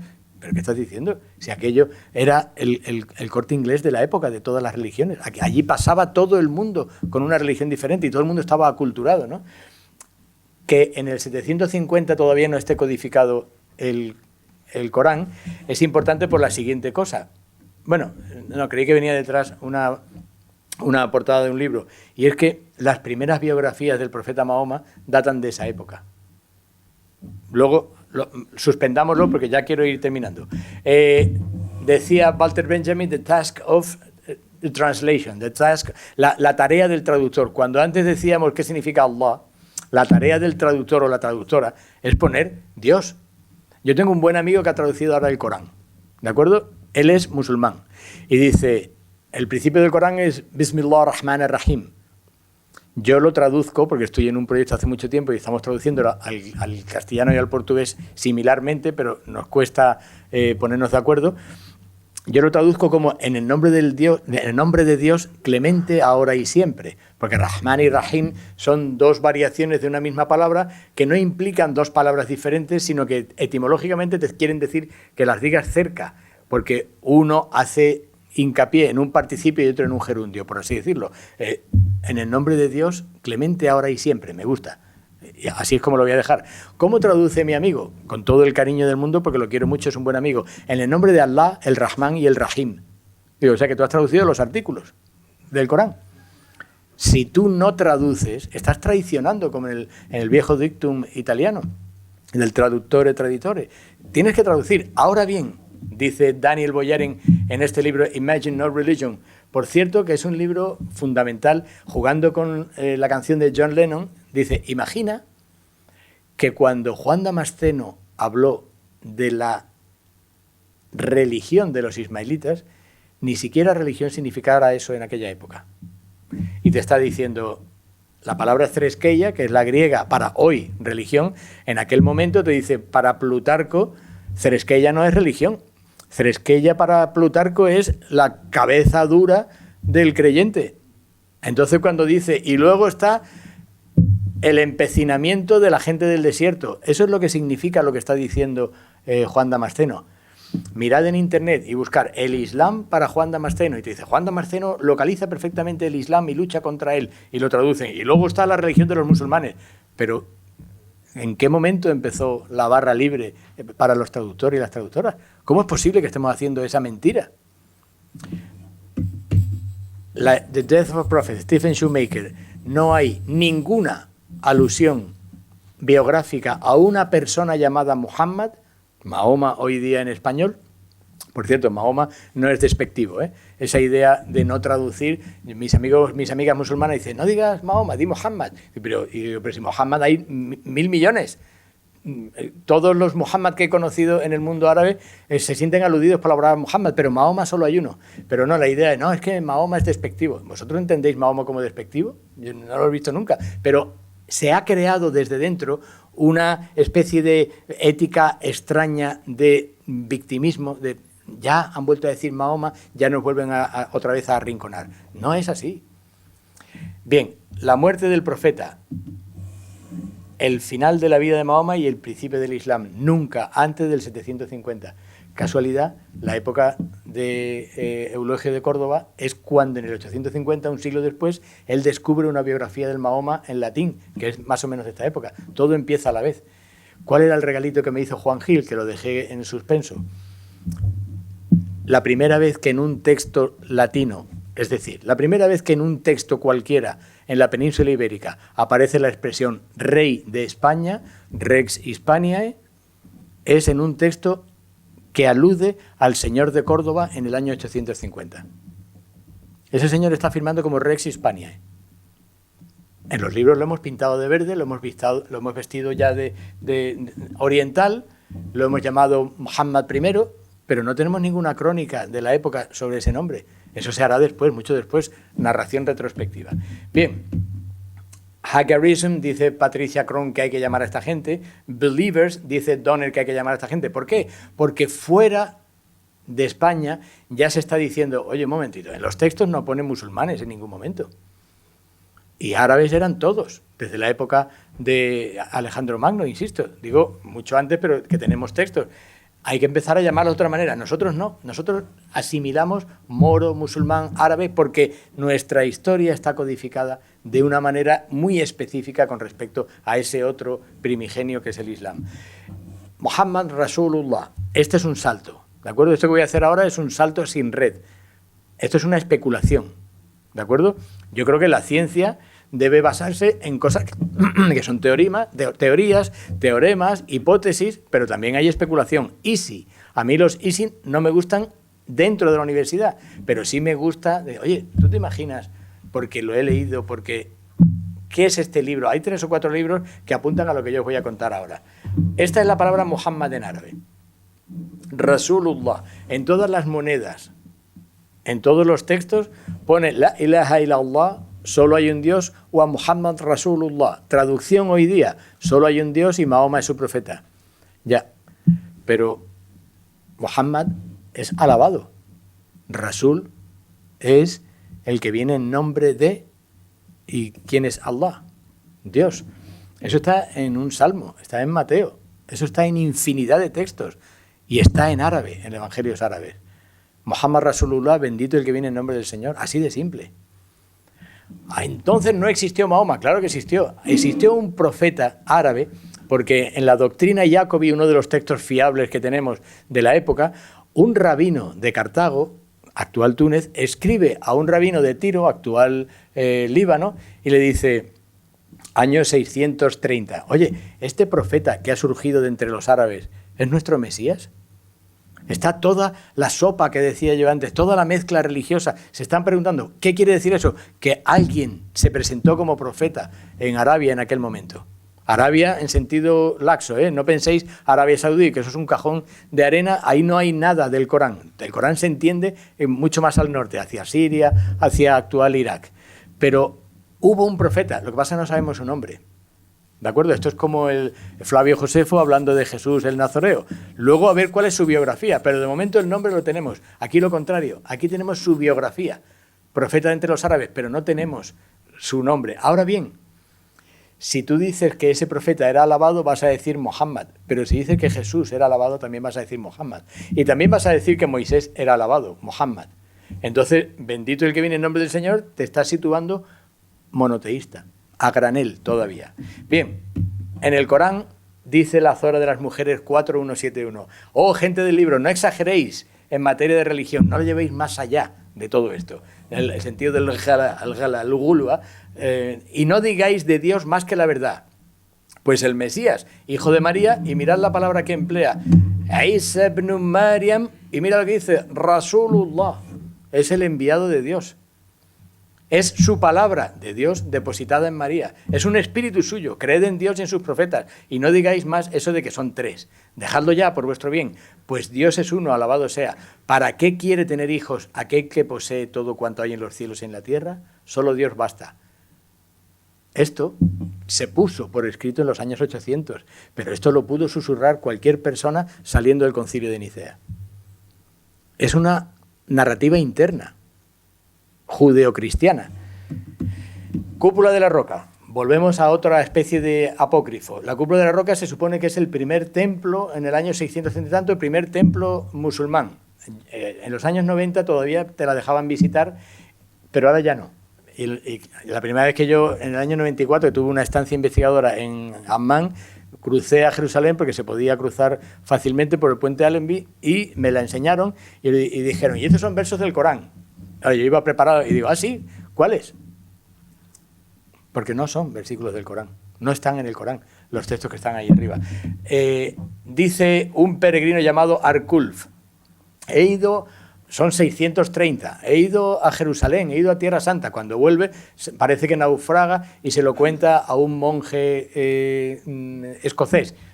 Es decir, historias de historias de historias, siempre de Deuteronomio. Pero es interesante la noticia que le da. Y dice, te voy a hablar de 3 templos que hay ahí. 3 templos que están relacionados. La Cúpula de la Roca, que es así. La iglesia del Cacisma. Cacisma en griego es la sede de María, es una iglesia mariana. Y la iglesia del Santo Sepulcro. Si tú dibujas 8 lados en este círculo y con esa piedra en medio te salen las otras 2. Es el modelo de las otras 2. Y Arkulf la llama el oratorio de los sarracenos. Y dice que están construyendo en la explanada de la desolación, que es donde se prohibió desde la destrucción de Jerusalén construir, están construyendo el templo. ¿Por qué? Porque el fin del mundo se acerca. La historia de salvación.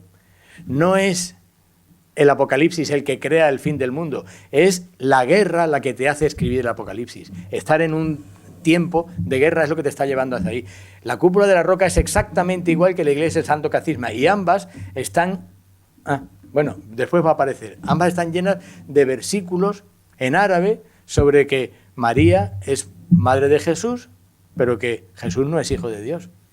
¿Son musulmanes? No, son árabes antitrinitarios. Bien, mirad, K-A-L-L-O-S, Kalos, que es la forma de validar una moneda. Bihims, en la ciudad siria de Hims, la unidad de medida, el emperador con sus crucecitas, y aquí en árabe, Tayyib. Tayyib es la traducción árabe de Kalos, vale, no es una moneda falsa. En el Imperio Romano se está acuñando moneda en árabe para los territorios árabes, ¿de acuerdo? en el Imperio Romano se acuña moneda en árabe con 1, 2 y 3 cruces. Otra vez la oficina de Casa de la Moneda de Hims, pero mirad lo que pone aquí. Muhammad. Solo hay 2 opciones. O Muhammad ahí es Jesús, o es Moisés, o el Muhammad hasta la biografía musulmana del 750 era un cristiano más. Y tenías que congraciarte con su grupo y le haces una moneda y le dices aquello. O significa simplemente alabado el que viene en nombre del Señor, o ese señor sigue siendo cristiano porque están las cruces, ¿no? Bien, más monedas, interesante. Aquí, fijaos, otra moneda del norte de África. Hay un hueco aquí, pero ahí, Ariane Doton, una compañera mía, lo lee como Musa Rasulullah. Moisés es el enviado de Dios. Ya tenemos Jesús es el enviado de Dios, Musa Rasulullah. Por lo tanto, Moisés es también Muhammad, también es alabado. Otra moneda, ya de las que llaman las monedas de la conquista, las que están en el norte de África, en la península ibérica, en el 700, en latín y en hebreo. Todavía no se ha elegido la lengua oficial. Están en hebreo. Otra moneda en el norte de África. Una moneda en Al-Ándalus, texto árabe, diciendo prácticamente lo mismo. Dios no ha engendrado ni ha sido engendrado. Pero mirad qué bonita. La ilaha illallah, la sharika lahu, exactamente igual que esta de aquí, ¿vale? Pero esta la acuña el rey Offa de Mercia, en la Inglaterra del año 790. Mirad, cuando en un debate sobre numismática yo planteé, aquí pone Offa Rex, yo planteé que ¿por qué decimos que esto es una prueba de invasión y esto es una moneda falsa? Porque esta dicen que es una moneda falsa. ¿Sabéis lo que me respondieron? Lo digo para los que estudiáis filosofía. Esta es falsa porque los musulmanes no invadieron Inglaterra. O sea, lo que te vale para la prueba de una invasión, porque no tenemos ninguna otra, no te vale para la prueba de una invasión porque luego hemos decidido que no. Entonces, ¿esto qué es? ¿Tenemos menos pruebas de lo que ocurrió en el 711 o en el 632 que de Tartesos, que tenemos museos llenos? ¿Eso es lo que me estás queriendo decir? Bien. Apócrifa siríaca, estudio sinaítico en 1902, incluye en el Corán como textos apócrifos del siríaco, porque hay lecturas del Corán en siríaco. Todavía no estás obligado a crear la alteridad de lo islámico, todavía no hay un mundo árabe que has tenido que construir identitariamente como diferente a nosotros en base a una religión, y todavía se sabe que hay territorios intermedios. La cúpula de la roca, lo que os decía antes, los pasajes, esos pasajes no están en el Corán, pero dice que hay enviados de Dios, que Jesús es el enviado de Dios, que María es madre de Jesús, pero nunca que es hijo de Dios. Hay un momento en que el judeocristianismo a granel, que no está de acuerdo con Nicea, nos plantamos, no vamos a aceptar esta autoridad, y eso es el Islam. Bien, María, la Zora de María, es fundamental porque no hay un texto más mariano que el Corán. Es impresionante. La Zora 19 es una preciosidad, y toda descripción de María con la palmera, aquí ya no lo han puesto con palmera porque son otros árboles, aquí sí lo pusieron con palmera, ha dado hasta villancicos en Escocia y la canción del Ciliegio en Italia, porque hay un juego en que cómo ponemos a José con María siendo hijo de Dios, cuál es la narrativa matrimonial. Entonces, en ese juego de explicar lo inexplicable, se describe de tal manera el nacimiento de Jesús, que es naciendo de una palmera que reverdece y que es un milagro. Es el nacimiento de Jesús en el Corán. Jetro es el maestro de Moisés en el Corán. Todo es una interpretación nueva en árabe de la larga tradición judeocristiana. 43 crónicas entre el año 634 y Juan Damasceno, 100 y pico años, ¿de acuerdo? Explicando el caos en que devino el enfrentamiento entre Bizancio y los persas, y cómo, a partir de la paz de Nínive, creo recordar, paz de Nínive sería 627, 629, a partir de ahí, todos los contingentes en esa guerra fría entre Bizancio y Persia, digo guerra fría porque utilizaban a tribus intermedias para enfrentarse y tomar las ciudades. A partir del 629, dice Sofronio, obispo de Jerusalén, han vuelto a venir los sarracenos a ver si vienen las tropas de Roma y se los lleva como siempre. pero ya no se va a producir, porque Roma ya no va a volver a atacar a Persia. Roma se ha desplegado. Todas estas crónicas hablan de conquistas diferentes. En todas ellas yo he sacado, no sé cuántos nombres hay aquí, 12, 13. Son los judíos, son los sarracenos, son los magritáis, son los hijos de Agar, son los tayayes, son los hijos de Ismael, son los árabes, son los caldeos. ¿Sabéis cómo se traducen todas, absolutamente todas esas crónicas? Los musulmanes. Como si se hubiera hecho la traducción después de las Torres Gemelas, porque de eso va, de crear una alteridad. Bien, narración retrospectiva y solamente dos últimas imágenes ya. ¿En qué momento el Islam dice nosotros fuimos? Porque no dice nosotros somos, no hay ninguna crónica que diga hemos invadido, pero ¿en qué momento dice uno nosotros hicimos todo aquello? Lo hizo este señor, Al-Makkari. Perdóname, Al-Makkari viene después, ha sido un spoiler. Este señor At-Tabari, fijaos el pedazo de historia, y esto es solamente su historia, luego tiene otras obras de comentarios del Corán y tal y cual. At-Tabari murió en el 923 y es el que codifica toda la épica conquistadora, es el que crea el género de Fath en árabe, el género de conquista, 923. Sin embargo, para nosotros en el 711 ya existía, ¿no? Pero fijaos, yo estudié filología árabe en Granada y queda una última imagen. Y era la época en que se estaba... Hay épocas que te dan mucha financiación para determinados proyectos. Oye, ahora no sé qué. En aquel momento, mi preceptor de Historia del Islam, Emilio Molina, estaba traduciendo el Muqtabis de Ibn Hayyan, que son crónicas del siglo X, y luego la obra que os voy a poner yo ahora, que yo simplemente aprendí a traducir la historia del Andalus a través de esa crónica. Esa crónica... Cuando yo he dicho alguna vez, ¿y dónde están las crónicas de conquista de Al-Ándalus o de Oriente? Porque a mí me da atendido el 711. Yo lo que quiero deciros es que el Islam no es eso, que el Islam venía de otras muchas cosas. Bien, pues Al-Makkari, me decían mis colegas, te dice hasta el nombre de los remeros de todos los barcos que cruzaron desde el norte de África. Al-Makkari, en su Nafhatib, que es una obra enciclopedia. Yo me enteré hace 6-7 años de cuándo murió Al-Makkari. 1632. Todo el medievalismo español, traduciendo y retraduciendo el Nafhatib de Al-Makkari para buscar las noticias sobre lo que ocurrió en el 711, y han sido 900 años después. Hay que refundar los fundamentos del medievalismo español. Muchísimas gracias.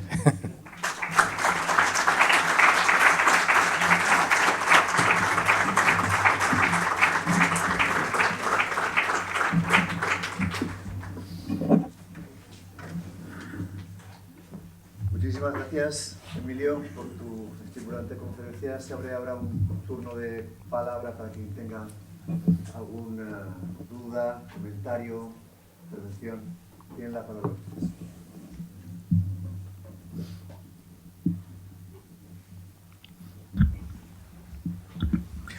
Ha sonado muy contundente. Esto era simplemente propuestas de interpretación. Tenía que haberlo dicho, ¿no? Yo creo que esto más bien sería, habiéndolo condimentado así, quedaría mejor. Bueno, pues si nadie se anima, me animo yo. Un poco por hacer de abogado del diablo. La puesta por escrito, tradicionalmente atribuida a Othman, de los 650, 660 y pico, que desprecia posteriormente todas las... digamos que eso se establece en la historia tradicional como un Islam canónico, que posteriormente ya no va a incorporar ninguna otra de las versiones que existían. ¿Hasta qué punto te merece credibilidad en el sentido que nos has planteado? Y una segunda cuestión, más cercana a nosotros, haciendo de abogado del diablo también, en el sentido de vista, desde el punto de vista arqueológico, hemos hablado mucho de fuentes. Recientemente he tenido la oportunidad de volver a estudiar los trabajos de Pilar Delgado al respecto de los sellos de plomo de Teba, en Málaga, y de las monedas cúficas, las monedas bilingües del Magreb, a partir del 700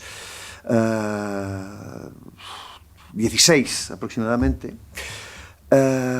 ¿Qué crédito te merecen? Porque claro, esos sellos para la posición que sigue insistiendo en la conquista efectiva del 711 de la península ibérica, dicen que esos sellos de plomo, en efecto, se trata de una garantía que establece el pago de un hums, o de un hums, un quinto, a la autoridad omeya pertinente. No puede ser otra cosa. Y, por el contrario, o además, esas monedas acuñadas en el 716 o a partir del 716 en el Magreb, bien es cierto que de manera más religiosa, en teoría, aunque tú ya nos has explicado un poco el Muhammad, estarían aludiendo a la Chajada, directamente a la Chajada. No hay más Dios que Alá y Mahoma es su profeta en flatum vocis, ¿no? en términos coloquiales. Ambas cuestiones te planteo. ¿Qué crédito le das a la puesta por escrito del Corán mequí por parte de Uthman, despreciando ya, digamos, la primera intentó en el primer califa de Abu Bakr? Y la segunda pregunta iría más encaminada a lo nuestro, a esos plomos, a esos sellos de plomo que en teoría sancionan una pretendida autoridad omeya a partir del 711. Ninguna autoridad, ninguna credibilidad, toda la importancia simbólica literaria del proceso mediante el cual se está canonizando un texto. No tenemos ese documento, ninguno. Esto es como en la historia del judaísmo, ¿dónde está el texto base a partir del cual se tradujo la Septuaginta? La Septuaginta es la versión griega del Tanaj, de la Biblia hebrea. No tenemos la versión hebrea, pero como han aparecido después, sobre todo a través de Qumran, unos textos que después coinciden con los textos griegos, dice, existió el texto completo.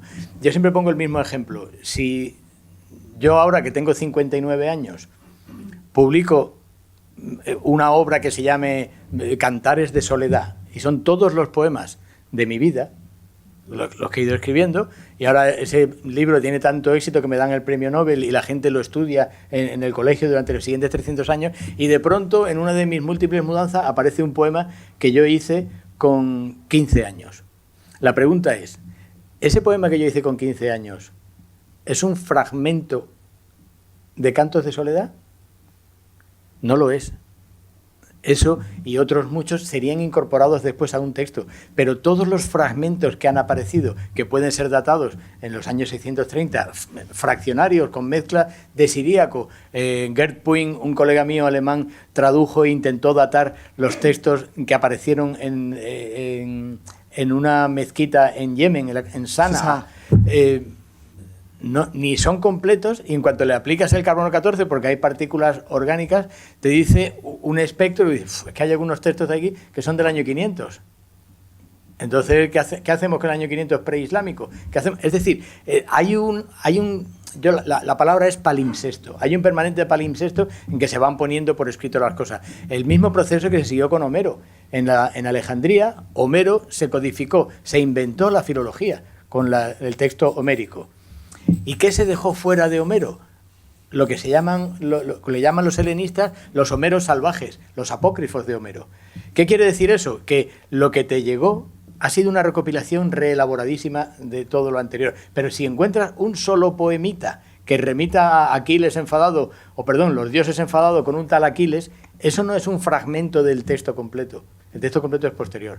No tenemos ningún texto completo coránico de esa época. Yo he visitado Birmingham, he visitado Chester Beatty Library en Dublín, donde se supone que está uno de los textos coránicos más antiguos, y lo primero que te pregunta la curator, la conservadora, ¿es usted experto en paleografía? Y yo dije que sí, porque digo, como diga que no, me va a dar una fotocopia. Y no, yo tengo que olerlo, yo soy un experto, yo por el olor te digo, el carbono 14 lo tengo yo en la nariz, porque yo quería tener el texto base. Y dos, ¿es usted musulmán? Es una pregunta curiosa, porque el texto tiene 60 páginas, la carpeta tiene el grosor exacto de las 60 páginas, porque eso es un décimo del Corán tal y como nosotros lo entendemos, pero ese es un libro completo. Ahí lo dice Juan Damasceno. Ha escrito muchos libros. Hay muchos libros que en árabe hacían alusión a toda la narrativa judeo-cristiana. Hay un momento en que se agrupan todos esos muchos libros, pero no significa que fuera un completo previo. Lo que pasa es que para el Islam eso es canónico. Es un dogma musulmán decir que el Corán estaba pleno y acabado cuando muere el profeta. Entonces, ahí hay un problema de teologemas, no de pruebas, ¿no? Segundo, lo de los sellos de plomo. Ahí es cuando yo pido ayuda al tocólogo, que digan los latinistas qué son los sellos de plomo en Roma. Los sellos de plomo son pruebas de comercio. Tituli picti. El Mediterráneo sigue comerciando, pero empieza a comerciar en árabe, porque las fuentes de producción están allí. ¿Por qué Ofa, el rey de Mercia, acuña moneda en oro? Porque está imitando el dinar de Oriente. El suyo tiene menos oro, pero lo va a colar como si fuera el mismo. Si tiene la misma apariencia, lo puede colar. ¿Significa que es una prueba de invasión? No. El Homs dice en algunos textos, en otro dice el Ushur. El Ushur es el diezmo, eso ya se estaba haciendo, pero en ningún caso pone autoridad omeya. Eso es, desde luego. Eso se le ha ocurrido. Eso es cosecha de Pilar Delgado. Eso es cosecha. Pero luego hay otra cosa. Hay una labor infecta, que filológicamente eso es un cero, de lectura de todos los sellos de plomo. Y eso es como leer el nombre de Dios en las nubes. Primero, tienes la lista de los nombres que tú quieres que aparezca y luego dices, este es el otro. Yo he visto en el mercadillo de gemas y de piedras preciosas de Isfahán que hay niños buscando el nombre de Ali en las vetas del mármol. Si la veta de mármol pone algo parecido a Ali, eso pasa a valer un congo, porque Ali es el referente religioso por excelencia en el chiismo. Pero ahí nadie acuñó el mármol pensando en Ali. Los sellos de plomo se están leyendo a la medida. A lo mejor el nombre que aparece ahí era del tipo que traía el comerciante que lo traía, porque la clave era siempre el comercio. Sellos de plomo y monedas. La cuestión sería si hay un salto, una sobreinterpretación por parte de quienes, digamos, contradicen tu posición. En este caso hablo directamente de Pilar Delgado porque es la autora de este artículo. En el sentido de que sí que podría haber una élite presencial, por supuesto, en Málaga, que rinde sumisión al rey omeya de turno y que eso puede existir, pero que hay una sobreinterpretación en el sentido de la lectura filológica. Sí. Sí he entendido bien. Tal cual. Pero hay otra cosa peor todavía. El de Omeya no manda más allá de la actual Gaza.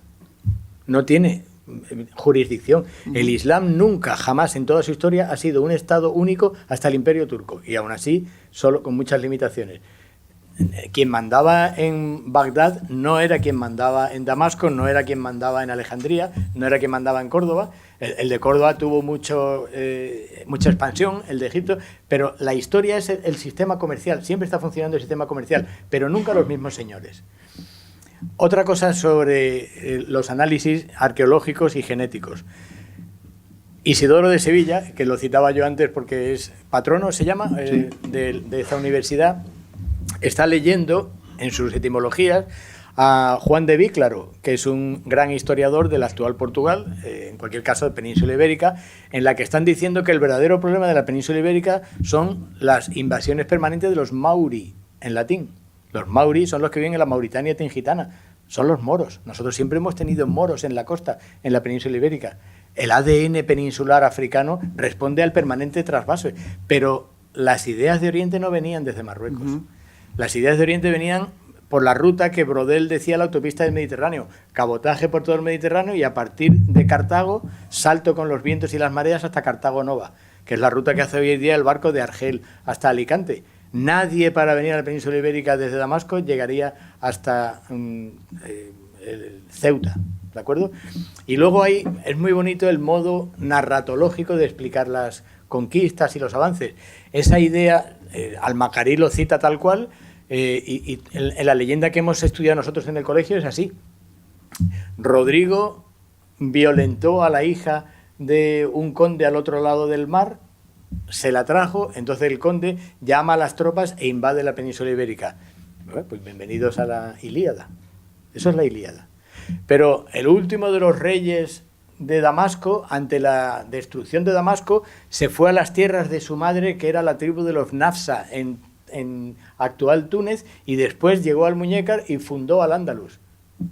La Eneida de Virgilio, el último de los reyes de Troya, que además pasa por el Túnez de Dido y Elisa. Es decir, hay una evidente conexión cultural con lo romano, con lo grecolatino, trasladado después a las lenguas de su tiempo, ¿no? El propio nombre de Al-Ándalus, hay muchas especulaciones posibles, pero la más certera, a mi gusto, y Federico ahí no estaba de acuerdo, pero yo creo que no estaba de acuerdo porque pensaba que era una transliteración directa de algo que no es a lo que yo aludo, y es que el to pélagos Atlantis del griego es la traducción literal, será la traducción de eso, Jesirat al-Andalus. Atlantis es Atlantis. Ajá. Igual que Sefarad es Sperid, los jardines de las Hespérides. Es esa gente de allí, de donde están los Atlas, donde está la parte de Occidente. Entonces, es un Oriente explicando de lejos un Occidente. Uh-huh. Pero ese descubrimiento de Hispania no tiene sentido si había rutas comerciales permanentes, ¿no? ¿Quiénes invadieron la península ibérica? Tariq y Musa. Tariq, que en árabe significa el que abre camino, su madre sabía perfectamente a qué se iba a dedicar, y su acompañante es Musa. ¿Y cómo describe al-Makari y todas las fuentes, Ibn Hayyam, Akhbar Majmua, cómo definen a Musa? Un viejo de unos 70 años con unas barbas y un cayado. Es Moisés, Musa es Moisés, llevando a la gente al otro lado del mar. Hay una serie de mitologías que confluyen en una explicación a posteriori de lo que no tenemos explicación. Uh-huh. ¿Alguna otra cuestión? Yo te preguntaría más cosas, pero... Yo, verás, a mí lo que me interesa es la permanente pregunta. Es decir, cuando aparezca cualquier documentación nueva, pues habrá que analizarla al hilo. Lo que pasa es que todos tenemos un sesgo. Entonces yo ya quiero mirar desde mi punto de vista. A mí me cuesta mucho trabajo. Lo bueno es que yo no estoy en una mayoría interpretativa. Entonces me obliga permanentemente a ir soltando lastre. Oye, pues esto es verdad. Esta moneda está haciendo una pregunta diferente. La moneda que está en hebreo en la península ibérica, ¿qué pregunta nos está haciendo? Hubo un momento ahí en que parecía que la lengua oficial iba a ser el hebreo. ¿Por qué? ¿Por el siríaco? Porque el siríaco era la lengua oficial de Oriente Medio, pero el siríaco no emplea los caracteres hebraicos. Es decir, la pregunta tiene que estar haciéndose permanentemente. Ahora, el puñetazo en la mesa para decir esto ocurrió en un día, en una hora, eso es muy complejo. Y luego no veamos la segunda parte, y espero no ofenderos, pero metiéndonos ya en la historia de España, eso es impresionante. Que el único rincón de la península ibérica que no estaba plenamente latinizado, ni romanizado, ni cristianizado, resulta que es la esencia de la Reconquista. Esto es ridículo. Eso no tiene ningún sentido. Las crónicas asturianas están plagadas de arabismos. La vida cultural está en el sur. Todo eso se escribió después. Entonces, aquí hay que darle la vuelta. Hay una película magnífica argentina que se llama El viento se llevó lo que habla sobre la dislexia narrativa en algunas películas, ¿no?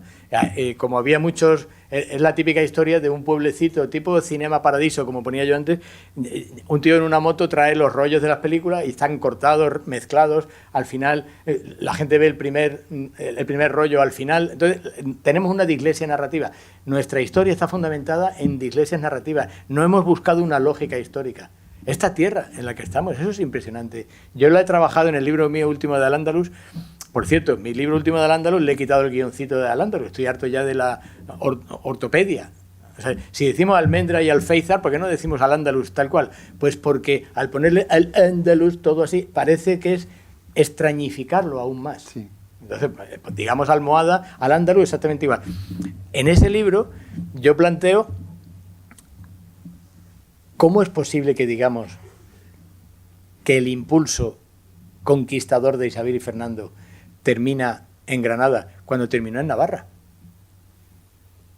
Después de Granada vinieron Canarias y Navarra. Melilla, Canarias, Navarra. Y Navarra costó, ¿eh? Costó tanto que todavía hay privilegios y es más barato matricular un coche en Pamplona porque todavía hay unos privilegios ahí dando vueltas y se han mantenido. No se mantuvieron los privilegios de la conquista de Granada, por cierto, que eran similares. Ahí traicionaron. Pero ese es el empeño de Aragón en abrirse paso al Mediterráneo, frente al rival por el cual necesita aliarse con Castilla, que es Portugal. Castilla es un condado venido a más entre dos reinos perfectamente establecidos, el galaico portugués y el aragonés.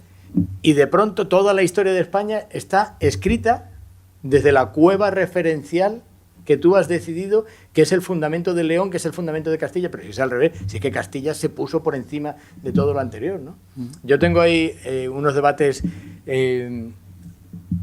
políticos interesantes, y es que yo me considero republicano. ¿Se puede decir públicamente eso? Sí. Yo no voy a traer guillotinas ni nada de eso. Digo, todos estos señores con los cuadros que me están mirando. O sea, yo soy un republicano intelectual, digamos. Me gusta la idea, me cae muy bien el señor que gobierna ahora en España. Y, bueno, no gobierna, no, el jefe de Estado. Y su hija me parece una tía súper esforzada, meterse ahora en un barco, en fin, son cosas muy meritorias. Pero en la bandera republicana, ese morado es el de Castilla. ¿Por qué eso? ¿Por qué esa manía castellanizante? Y la bandera morada de Podemos es la bandera morada de la bandera republicana. Digo, ya me estáis castellanizando los movimientos independentistas andaluces, porque yo tengo muchos amigos de Jaleo, Ande Andalucía, no sé cuánto tal, que han cogido la bandera andaluza y le han metido también el morado. Digo, quitar el morado si es justo lo que no queréis. De hecho, en alguna ocasión has dejado escrito que, también al hilo del discurso que estás planteando ahora, que no es realmente Isabel quien fuerza las capitulaciones en Granada, sino que es el propio Fernando, consciente de que Portugal tiene Ceuta y que ahí tiene un competidor. Y hay que tomar Melilla.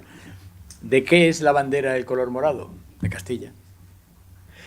Fernando pega un tirón en la traición de los reyes a Granada impresionante, porque Isabel tiene en su testamento, ella quiere ser enterrada en la Alhambra, debajo de una cuba. Isabel tiene un toque moruno que yo lo quiero trabajar ahora en el siguiente libro porque es interesante, y sin embargo Fernando está ahí un poco a verlas venir, y en cuanto muere Isabel, quita de obispo de Granada a Hernando de Talavera, sí, que era el confesor de la reina, empieza un proceso de la Inquisición contra Hernando de Talavera y coloca al cardenal Cisneros. Y el cardenal Cisneros lo primero que hace es convocar a todos los alarifes, toda la gente conocida de Granada en la plaza de Virrambla, y hace así: ya sois todos cristianos. ¿Qué significa eso? Todos bajo la jurisdicción de la Inquisición. Hasta ese momento no os podíamos tocar, ahora ver lo que hacéis. Es el germen de las revueltas de los moriscos, de la guerra de la Alpujarra. Es decir, Fernando tiene prisa. ¿Por qué tiene prisa? Porque Portugal está apretando. Portugal va a circunvalar África en el 98, se va a traer todo el comercio de Oriente y de pronto se descubre América. Por eso hay que entender la historia en su contexto. Esa fue la salvación, digamos, de la prisa que tenía Fernando. De pronto dice, espérate, a lo mejor ya no hay que llegar hacia Oriente. ¿Sabes? ¿Alguien desea intervenir? Sí, por favor. El Islam que ha cuajado en el norte de África, ¿se puede considerar eso que es, vamos a decir, como una religión de conquista, o es hay algo, un sustrato sociológico para explicar eso? Quiero decir, por ejemplo, Europa somos cristianos, el norte de África es el Islam. ¿Hay algo sociológico? Hay un vacío, hay unas páginas en blanco en la historia del Magreb muy parecidas a la nuestra, y es que todas las corrientes donatistas, priscilianistas, arrianistas, nestorianistas en el norte de África se acaban con el Islam. Entonces dice, ¿es que el Islam acaba con todo eso? Bien, mi teoría es que todo eso crea el Islam. Hay una explicación posible de una evolución hacia eso. El norte de África ya conocía lenguas semíticas. Nosotros hemos tenido el púnico en muchas inscripciones y en muchos textos, y es muy parecido a lo que vendrá después. La idea que tenemos nosotros de la Europa de aquella época, nosotros prácticamente alemanes y ellos con el velo azul y con un té, esa no es la realidad. La realidad es que en el norte de África hay una Roma, no es que sean romanos, sino que es Roma plenamente. los coliseos, teatros, las ciudades de todo el norte de África son impresionantes. El rey Juba II, la ciudad de Timgad en Argelia, la ciudad de Leptis Magna en Libia, Volubilis, eso es Roma. Y en esa Roma están viniendo todas las aculturaciones que previamente habían sido también semitizadas por los cartagineses, porque los cartagineses son evidentemente semíticos. Su idioma, el púnico, es muy parecido al hebreo. Por lo tanto, hay una lógica de subida de marea de lo cultural hacia lo árabe y de creación del Islam como religión. Yo creo que las dos se van interpenetrando, pero tienen recorridos diferentes. Por un lado va la herejía de no decir que Jesús sea hijo de Dios, y por otro lado va que el comercio desde Oriente cada vez viene más en árabe y esa acaba siendo la lengua oficial. Yo no tengo una explicación, esto sí es especulación. Es como, yo le digo a mis alumnos que es como si ahora dicen, ¿y por qué Ferrín está publicando tanto en inglés? Ah, porque hay bases americanas en España. Hay 2 y 2 son 4, pero A, B y después C no implica que C venga de B, sino simplemente que era después, no hay una causa-efecto ahí, ¿no? Nosotros no tenemos la capacidad para saber por qué el mundo oriental se arabizó. No lo sabemos. En el renacimiento cultural bizantino, que es en torno al año 700 y pico, 800, se inventa la minúscula griega. Hasta entonces no se había empleado la minúscula griega plenamente.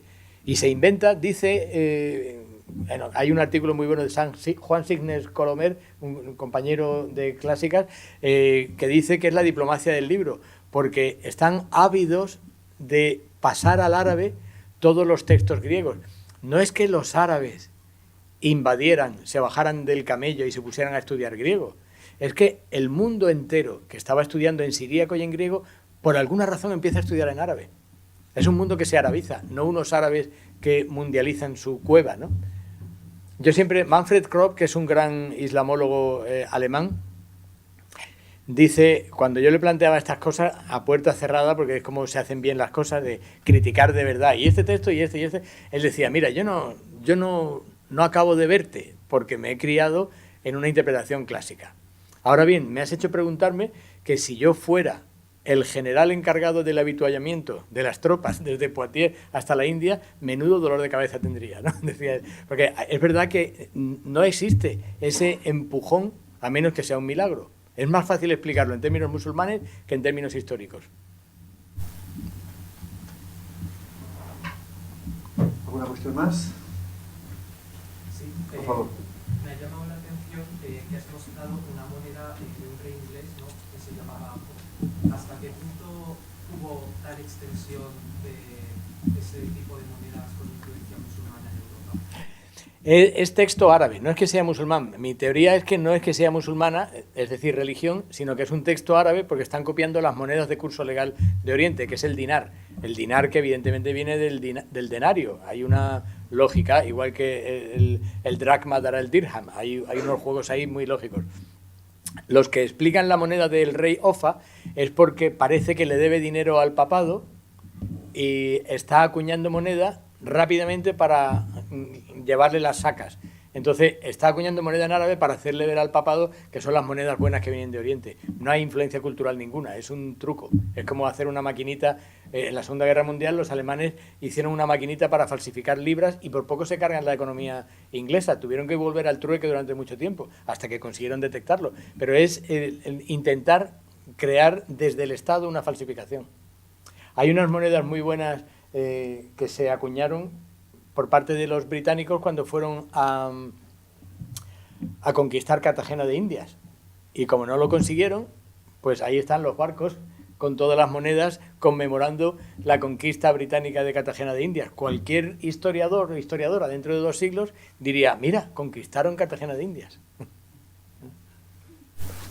Un último detalle que me gustaría comentar, me ha llamado la atención antes que, bueno, has comentado el color morado en la bandera republicana. A mí me gustan mucho las banderas y el hecho del color morado en la republicana es bastante curioso de comentar, ya que muchos historiadores coinciden que es básicamente un error. ya que se creía que los comuneros tenían un pendón morado, pero en verdad era rojo carmesí. Sí, se le había ceñido los pobres, ¿verdad? También se dice que es el color del liberalismo y también se dice que es el color de la masonería, pero no se sabe todavía. A mí hoy representa otra cosa y a mí el de hoy me gusta. El de hoy, que es el feminismo, la feminidad, la sororidad, a mí ese me gusta. Pero claro, el de la bandera republicana hace alusión a los comuneros de Castilla.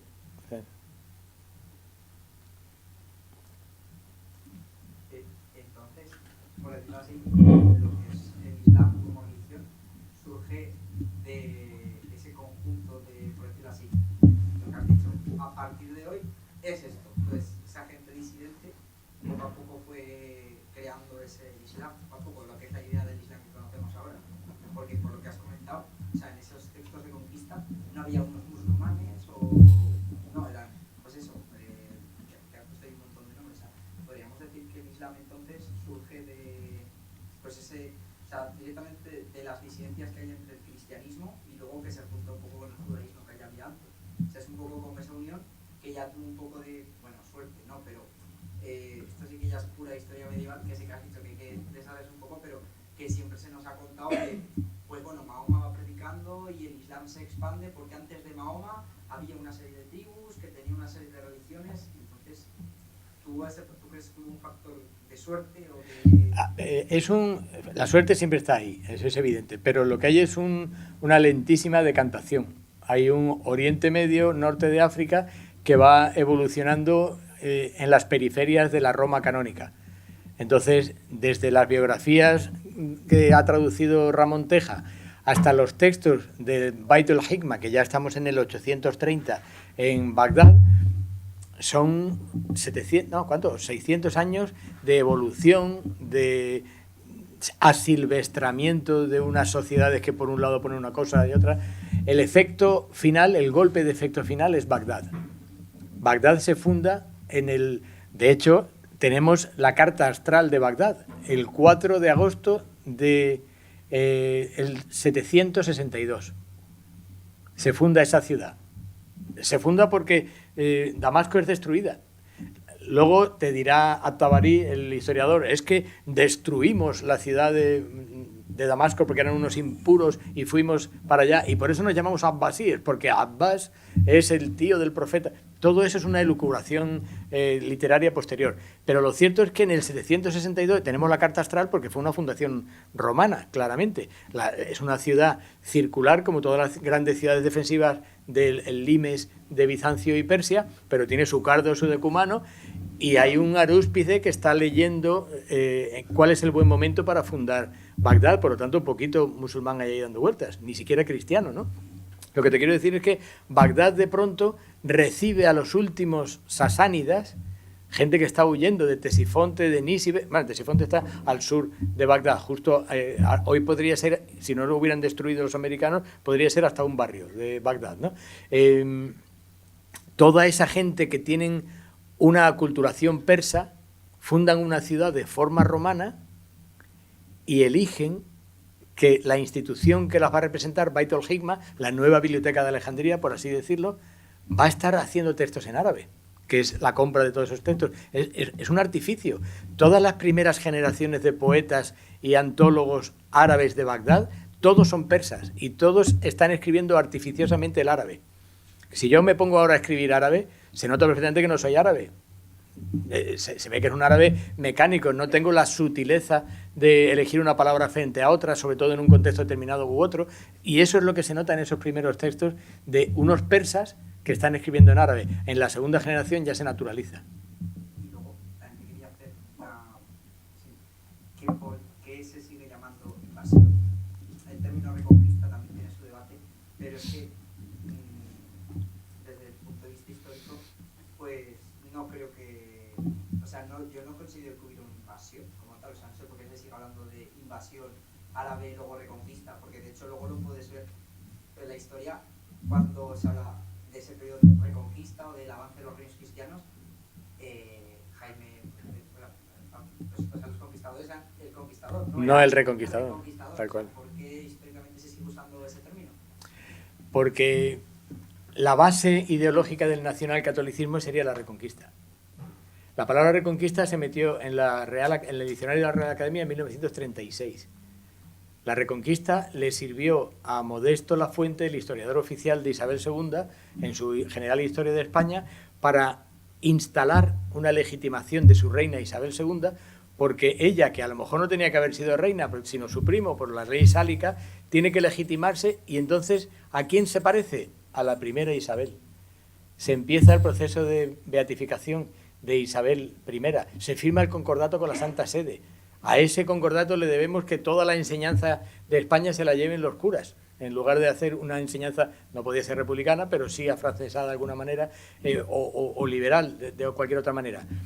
Se pinta el cuadro de la conquista, de la rendición de Granada, por Pradilla, otro aragonés. Es decir, hay un juego ahí de construir reconstruyendo.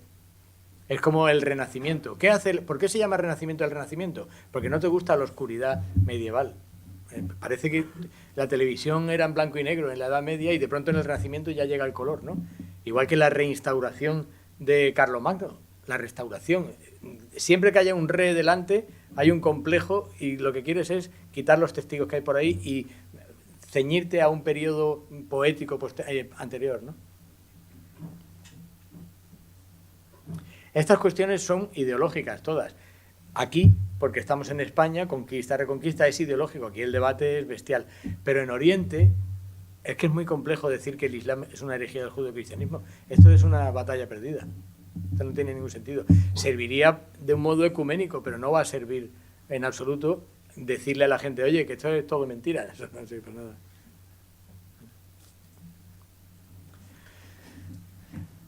Bien, pues si no hay ninguna cuestión más y con el permiso del señor decano, pues doy por finalizada la sesión pidiendo un aplauso para el profesor González Ferrín.